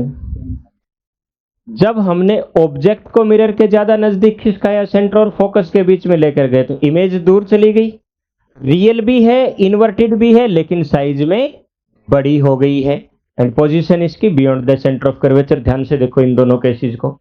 जब ऑब्जेक्ट सेंटर ऑफ कर्वेचर के बियॉन्ड था, इमेज फोकस और सेंटर के बीच में थी। जब ऑब्जेक्ट को हम फोकस और सेंटर के बीच में ले आए तो इमेज बियॉन्ड द मिरर चली गई। जब ऑब्जेक्ट इन्फिनिटी पे था, इमेज फोकस पे थी। जब हम ऑब्जेक्ट को फोकस पे ले आएंगे तो इमेज इन्फिनिटी पर चली जाएगी, रियल बनेगी, इन्वर्टेड बनेगी और हाईली मैग्नीफाइड बनेगी। अब केस आता है फोकस और पोल के बीच में। ये थोड़ा सा डिफरेंट है इन सब केसेस से। अब इमेज मिरर के फ्रंट में नहीं बनेगी, मिरर के पीछे आपको मिरर के अंदर इमेज दिखाई देगी। जब यहां ऑब्जेक्ट है वर्चुअल इमेज बनती है, रियल इमेज नहीं बनती है। इमेज इरेक्ट है और देखने से स्पष्ट दिखता है कि this is magnified and position is behind the mirror. Clear? Next cases चलते हैं किसके? कॉन्वेक्स मिरर के।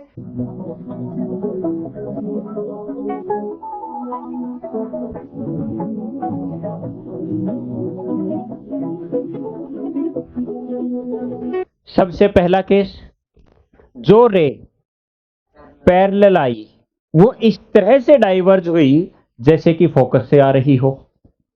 जो रेज पैरेलल आई वो इस तरह से डाइवर्ज हुई जैसे कि फोकस से आ रही हो। बड़े ध्यान से देखो, ऑब्जेक्ट इन्फिनिटी पर है, आपकी इमेज फोकस पे बन रही है, ऑब्जेक्ट रिफ्लेक्टिंग सरफेस की तरफ है और इमेज जो है वो मिरर के दूसरी साइड में बन रही है। और इतना तुम जानते हो कि जो image behind the mirror form होती है, जो इमेजेस मिरर के पीछे फॉर्म होती है, वो वर्चुअल होती है, वो इरेक्ट होती है और देखने पर हम पता लगा सकते हैं this is a point image और डिमिनिश्ड इमेज।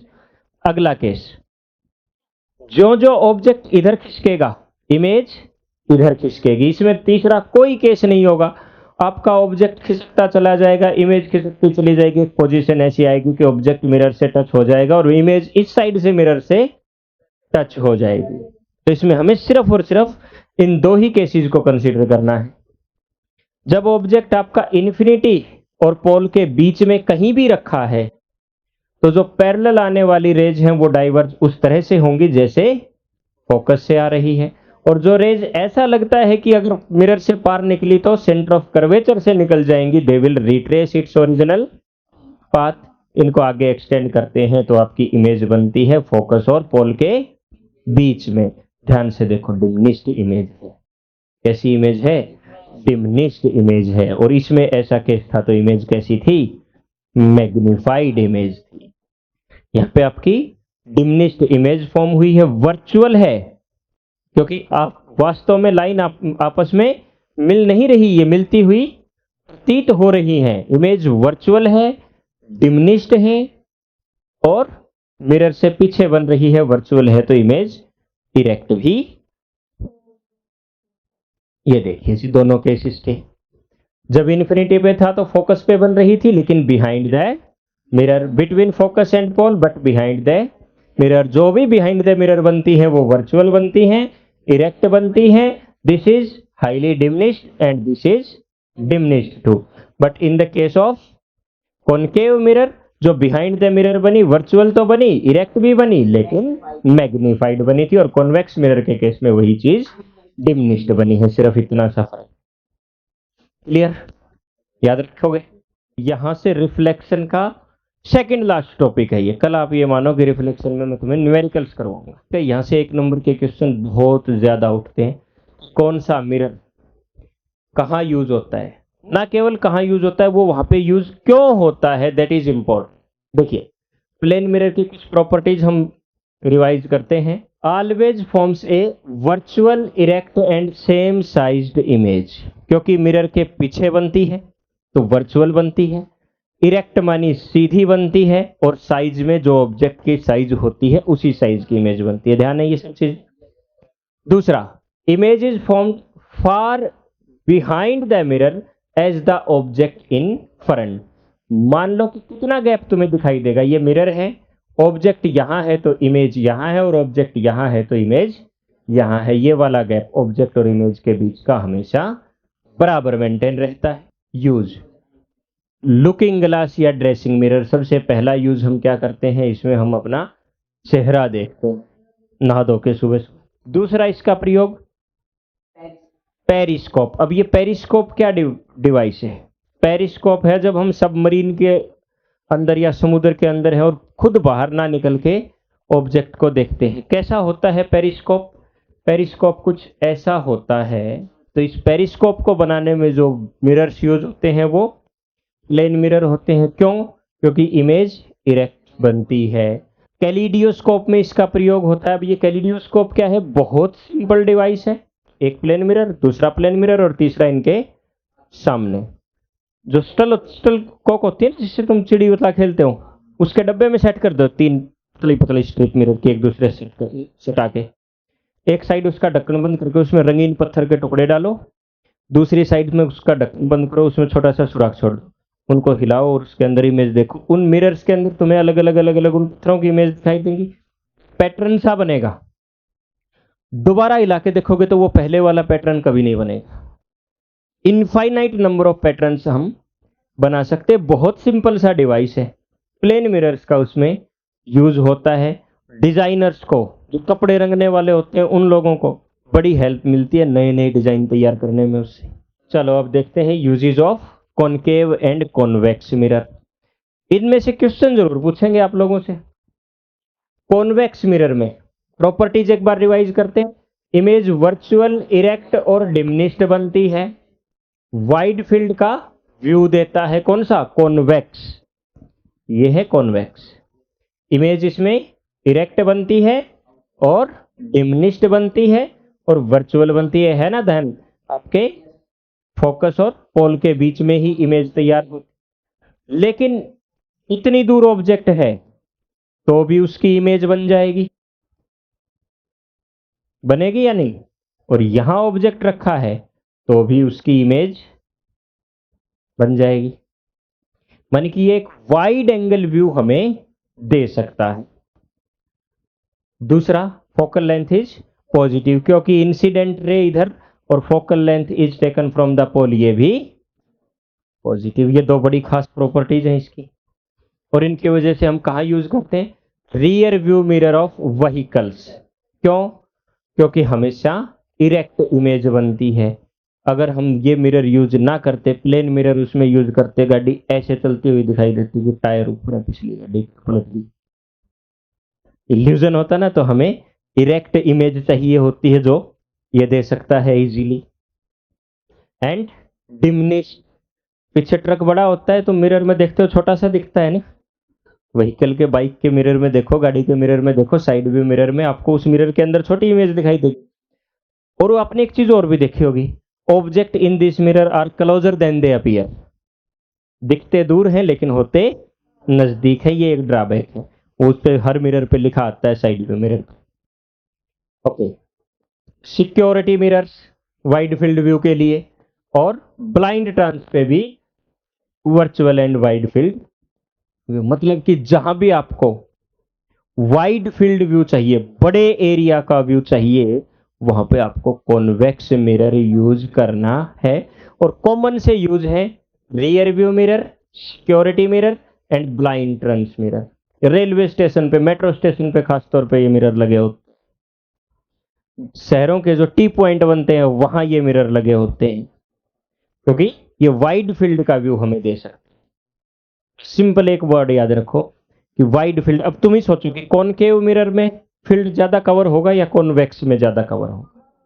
कॉन्वेक्स में। तो जहां भी वाइड फील्ड का व्यू चाहिए वहां पे हमें कॉन्वेक्स मिरर यूज करना है। ये चीजें याद करने की नहीं होती, समझने की होती। नेक्स्ट है यूजेज ऑफ कॉनकेव मिरर। हाँ जी, रियल एंड इन्वर्टेड और वर्चुअल और इरेक्ट दोनों तरह की इमेजेस यहां बन सकती हैं। उसका पहले वाले का जो मैग्निफिकेशन था, image by object less than 1, और यहां image by object less than 1 भी हो सकता है, ग्रेटर देन 1 भी हो सकता है और इक्वल टू 1 भी हो सकता है जब सेंटर ऑफ कर्वेचर पे ऑब्जेक्ट रखा हो। तीनों केसेस हो सकते। चलो मैग्निफिकेशन की बात कल करेंगे, हम आज नहीं करते, ये न्यूमेरिकल पोर्शन से रिलेटेड है। फोकल लेंथ इज नेगेटिव कहां यूज होता है? सेविंग मिरर के लिए। मोस्टली तो हम चेहरा देखने के लिए प्लेन मिरर का यूज करते हैं, लेकिन सेविंग मिरर के लिए हम इसका यूज करते हैं हेडलाइट्स और टॉर्चेज। टॉर्च के अंदर रिफ्लेक्टर लगे होते हैं, गाड़ी की हेडलाइट में रिफ्लेक्टर लगा होता है, ऐसे कॉनकेव शेप का होता है। यहां से लाइट जलती है, उस लाइट से इतनी लाइट नहीं होती, वो यहां टकराती है और यहां से रिफ्लेक्ट होकर जब बाहर निकलती है उससे इतनी ज्यादा लाइट बनती है। इसमें खास चीज क्या रखते हैं, आपका जो बल्ब जलता है ना, उस बल्ब को इसके फोकस पे रख देते हैं। जो बल्ब होता है, मतलब इसके अंदर बल्ब जलेगा, इस बल्ब को ऐसे एडजस्ट करते हैं ये इस कॉनकेव हेडलाइट की, जो हेडलाइट का बाहर का कॉनकेव शेप है, उसके फोकस पे आ जाए। यहां से बल्ब जल के ऐसे लाइट दे रहा है, उसका कोई प्रभाव नहीं है, यहां से इस पे गिर रही है और वो एक पैरेलल बीम होकर के बाहर निकल। फोकस पे रखोगे तो पैरेलल टू इनफाइनाइट तक लाइट जाएगी और पैरेलल होके जाएगी। तो इसलिए हम हेडलाइट में, सोलर फर्नेंस, सोलर भट्टी में इसका यूज होता है। सोलर फर्नेंस कैसे काम करती है नहीं पता? गुरुकुल कुरुक्षेत्र की छत पे देखना, एक बड़ा सा टैंक लगा होता है और टैंक के चारों तरफ इस तरह के कॉनकेव मिरर होते हैं। इनफाइनाइट से सनरेज आती है, कॉनकेव मिरर की आदत है वो फोकस के ऊपर उसको इकट्ठी करेगा। उस टंकी को ऐसे रखा जाता है कि वो उन सारे कॉनकेव मिरर्स की सेंटर पे आ जाए। सारी सनलाइट आई, मिरर से टकराई टैंक के ऊपर, दूसरी आई उस मिरर से टकराई टैंक के ऊपर। एक ही जगह इतनी सारी सनलाइट ठीक कर दी जाती है कि उसके अंदर रखी चीजें गर्म हो जाती हैं, पानी उबलना शुरू। ठीक। अच्छा, सोलर फर्नेंस, सोलर कुकर करके डिवाइस होता है, उसमें भी ऐसा ही है। बड़ा सा मिरर लो, उसके फोकस के ऊपर कोई भी बर्तन रखो, उसमें सब्जी डालो, पानी डालो, धूप में रख दो, आएंगी फोकस पे इकट्ठी होंगी और उसको गर्म कर देंगे। डेंटिस्ट मिरर, जो दांतों का डॉक्टर होता है ना, जब उसको दांत बड़ा देखना हो तो वो अपनी को ऐसे एडजस्ट करता है कि दांत इस मिरर के फोकस पे आ जाए, इसको एडजस्ट करके दांत की साइज को बढ़ा के देख सकता है उसके अंदर से। हाँ जी, रिफ्लेक्टर्स इन टेलीस्कोप, टेलीस्कोप के रिफ्लेक्टर्स जो होते हैं, टेलीस्कोप क्या होता है? तो दूर की वस्तुओं को दिखाने वाले, जैसे सूरज देखना हो, चांद देखना हो, तारे देखने हो, तो उनके जो रिफ्लेक्टर होते हैं उनमें हम इसकी कन्वर्जिंग प्रॉपर्टी की वजह से इनफाइनाइट से रेज आती है ना, उनको फोकस पे कौन इकट्ठा करेगा? कॉनकेव मिरर ही करेगा, इसलिए वहां पे हम कॉनकेव मिरर का यूज कर। सिंपल कंक्लूजन, प्लेन मिरर की इमेज जो है वर्चुअल, इरेक्ट और सेम साइज की होती है, इसलिए हम इसको ड्रेसिंग मिरर, पेरिस्कोप और कैलिडियोस्कोप में यूज करते हैं। अदर ऑप्टिकल इंस्ट्रूमेंट्स में भी इसका यूज होता है। Convex mirror, virtual, erect, diminished and wide view, और हम इसको मोस्टली कहां पे यूज करते हैं? अपने रियर व्यू मिरर में कॉन्वेक्स। कहां कहां कॉन्वेक्स का यूज होगा? सिंपल सा फंडा है, जहां जहां हमें बड़े एरिया को देखना है, जहां जहां हमें बड़े एरिया को देखना है, रियर व्यू मिरर में ब्लाइंड स्पॉट्स पे है ना, मेट्रो स्टेशन पे, पहाड़ी क्षेत्रों में इसको यूज करते हैं। और उसके अलावा जहां भी हमें फोकस पे लाइट इकट्ठी करनी है, हेडलाइट के लिए, डेंटिस्ट के द्वारा, या फिर आपके सोलर इंस्ट्रूमेंट है, सोलर हीटर है, सोलर कुकर है, वहां सभी पे हम कॉनकेव मिरर का प्रयोग। देखिए न्यूमेरिकल का क्या है, कोई भी न्यूमेरिकल है जीवन में, अगर तुम फिजिक्स पढ़ोगे तो तुम्हें तरीका पता होना जरूरी है कि न्यूमेरिकल को कहां से शुरू करें। और वो हमें सोचना नहीं होता, जो आपका क्वेश्चन होता है ना वो खुद बताता है कि आपको कोई डाटा या न्यूमेरिकल कहां से शुरू करना है। सबसे पहले आपको क्या करना होता है, न्यूमेरिकल का जो गिवन या प्रोवाइडेड डाटा होता है, क्वेश्चन में जो इंफॉर्मेशन आपके पास होती है, उस इंफॉर्मेशन को राइट डाउन करो। सबसे पहले दो फॉर्मूलाज का हम यहां यूज करेंगे, एक तो मिरर फॉर्मूला और दूसरा मैग्निफिकेशन। तो मिरर फॉर्मूला क्या होता है, your distance of principal focus from pole is called focal length. If we have placed our object here and we are getting our image here, then the distance of this object from pole and this distance of image from pole are represented by small f, small u and small v respectively. इन तीनों में आपसी जो संबंध है उसी को हम mirror formula कहते हैं।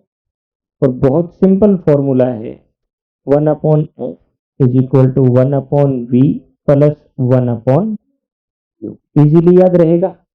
f है फोकल लेंथ, v है इमेज डिस्टेंस फ्रॉम पोल और u है object distance from. The ratio of height of image to the height of object is called magnification, and that is also minus v by u. Magnification is h dash by h is equal to minus v by u. v क्या है, image distance, और u क्या है, object. Numerical शुरू करें। First numerical आपके सामने है, the radius of curvature of A spherical mirror is 20 centimetre. Concave है या कॉन्वेक्स फर्क ही नहीं पड़ता, your radius of curvature is 20 centimetre. Solve करने का तरीका भी देख लो आपको कैसे करना है। सबसे पहले ये लिखा, उसके बाद क्या कहता है, what is the focal length. Focal length को हम स्मॉल एफ से रिप्रेजेंट करते हैं और इसके आगे क्वेश्चन मार्क लिख करके छोड़ दिए। जो तुम्हारा डाटा था न्यूमेरिकल में उसको आपने लिख लिया शॉर्ट हैंड में। अब उसके बाद फॉर्मूला, इन तीनों में से ये दो टर्म किस फॉर्मूला से निकाल सकते हो आप लोग वहां से देख करके बताओ। फर्स्ट फॉर्मूला से, बिल्कुल। तो r इक्वल टू 2f का यूज करेंगे। उसके तुरंत बाद रीअरेंज द फॉर्मूला।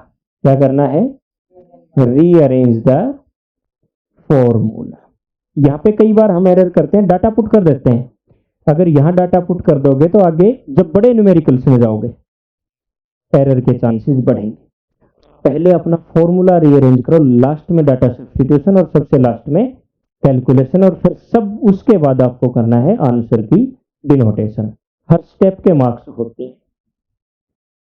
क्या कैलकुलेट करना है हमें, इसको रीअरेंज करिए, f will be equal to r by, this implies that focal length is equal to radius, जो गिवन वैल्यू है वो सब्स्टिट्यूट कीजिए 20/2 और यहाँ आप कैलकुलेशन कीजिए, दैट इज इक्वल टू 10। इसकी यूनिट इसके साथ। Therefore, focal length of given mirror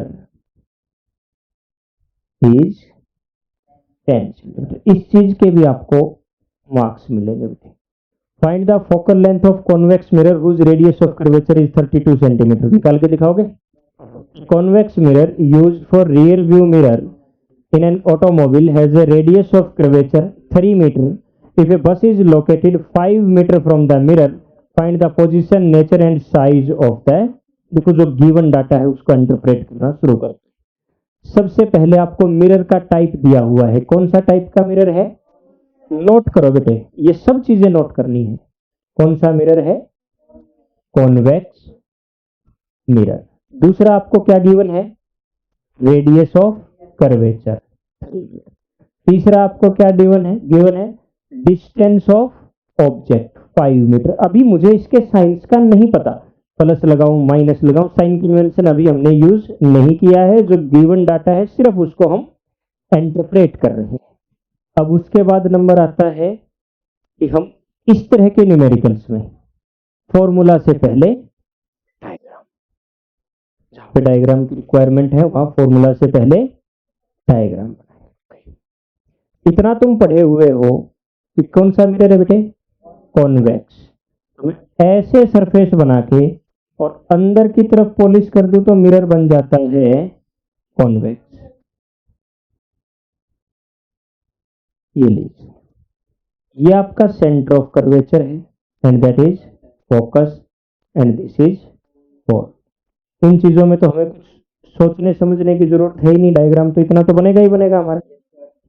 फिर जो गिवन डाटा है उसको यूज करना शुरू करो कि रेडियस ऑफ कर्वेचर 3 मीटर। अच्छा, इसमें कितने न्यूमेरिकल, इतने आपके डायग्राम से काम नहीं चलेगा। डायग्राम में हमें साथ साथ क्या और नोट करना है, direction of incident raise. Incident raise किधर से आएंगी, बोलो लेफ्ट टू राइट या फिर राइट टू लेफ्ट। बिल्कुल आप समझ सकते हो, इधर रखूंगा तो रिफ्लेक्शन होगा ही नहीं, रिफ्लेक्टिंग सरफेस की तरफ आएंगी हमेशा। हमेशा इंसिडेंट रेज रिफ्लेक्टिंग सरफेस की तरफ आएगी। ऑब्जेक्ट की इमेज चाहिए तो मुझे इधर रखना पड़ेगा। ओके, ये होगी अपनी इंसिडेंट रे की डायरेक्शन। इतना नोट किया। अब radius of curvature 3 metre, all distances are measured from pole and I will take it +3 metre. सही हूं मैं, पोल से मैं इधर आया और इंसिडेंट रे भी इधर ही आ रही थी, मैंने इसको पॉजिटिव लिया। ऑब्जेक्ट 5 मीटर, इधर रखूं या उधर रखूं ऑब्जेक्ट, बिल्कुल इसके सामने रखना पड़ेगा। अगर मैं अपने ऑब्जेक्ट को यहां रखता हूं, all distances are measured from pole and I will take it -5 metre.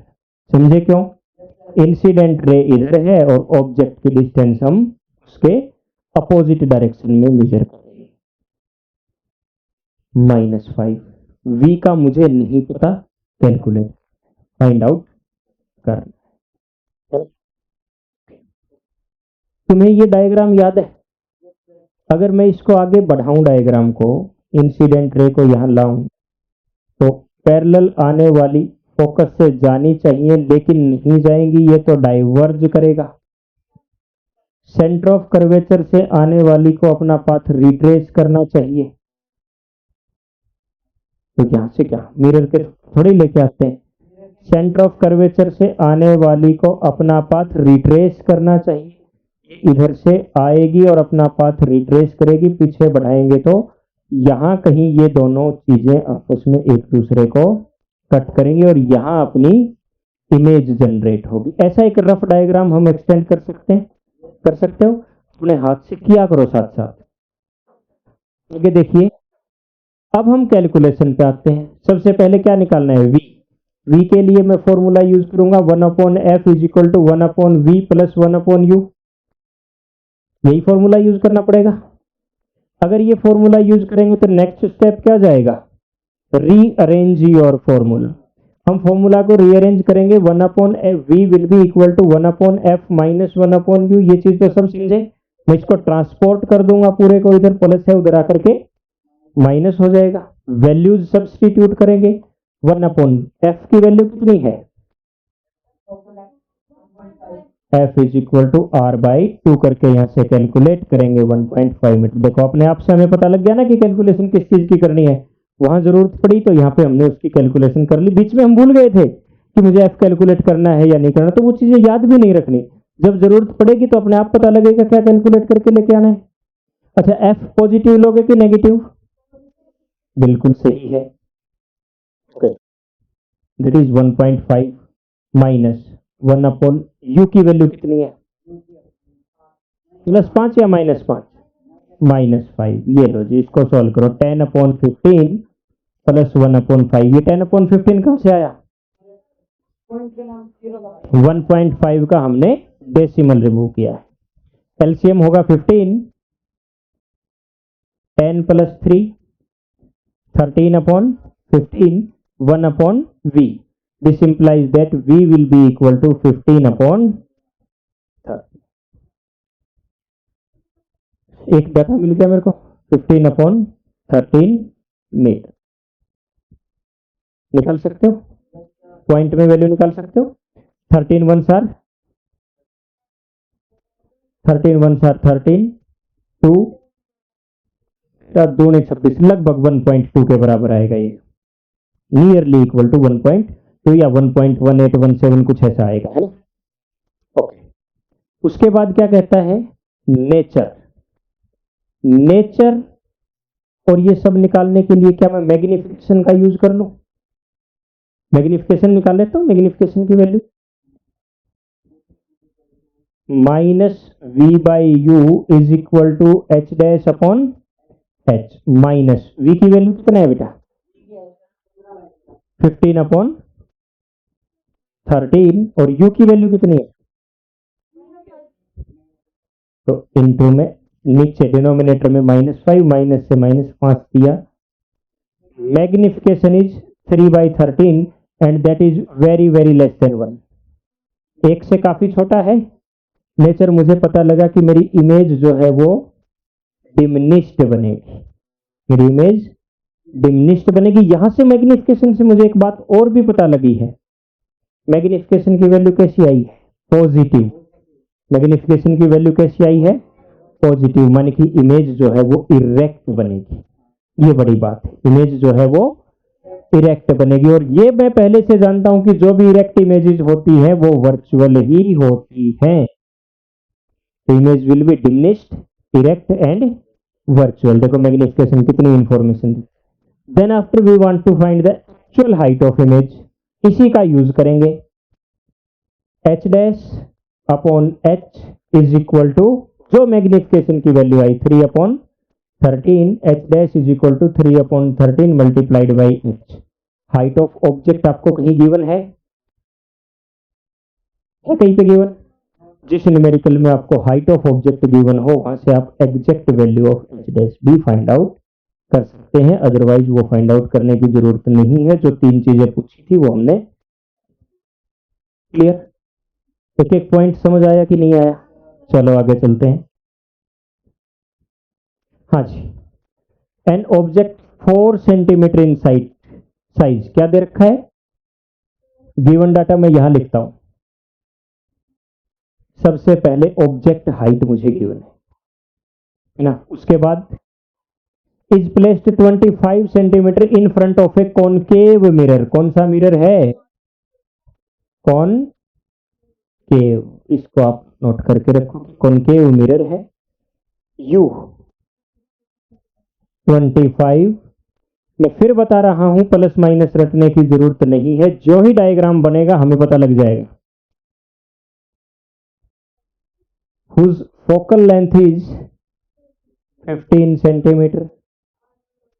At what distance should a screen be placed? Means he want to find out the image distance. Screen जहां रखेंगे उसके ऊपर image, clear image बनेगी, माने कि जहां पे image बननी चाहिए पोल से उसकी डिस्टेंस हमें चाहिए।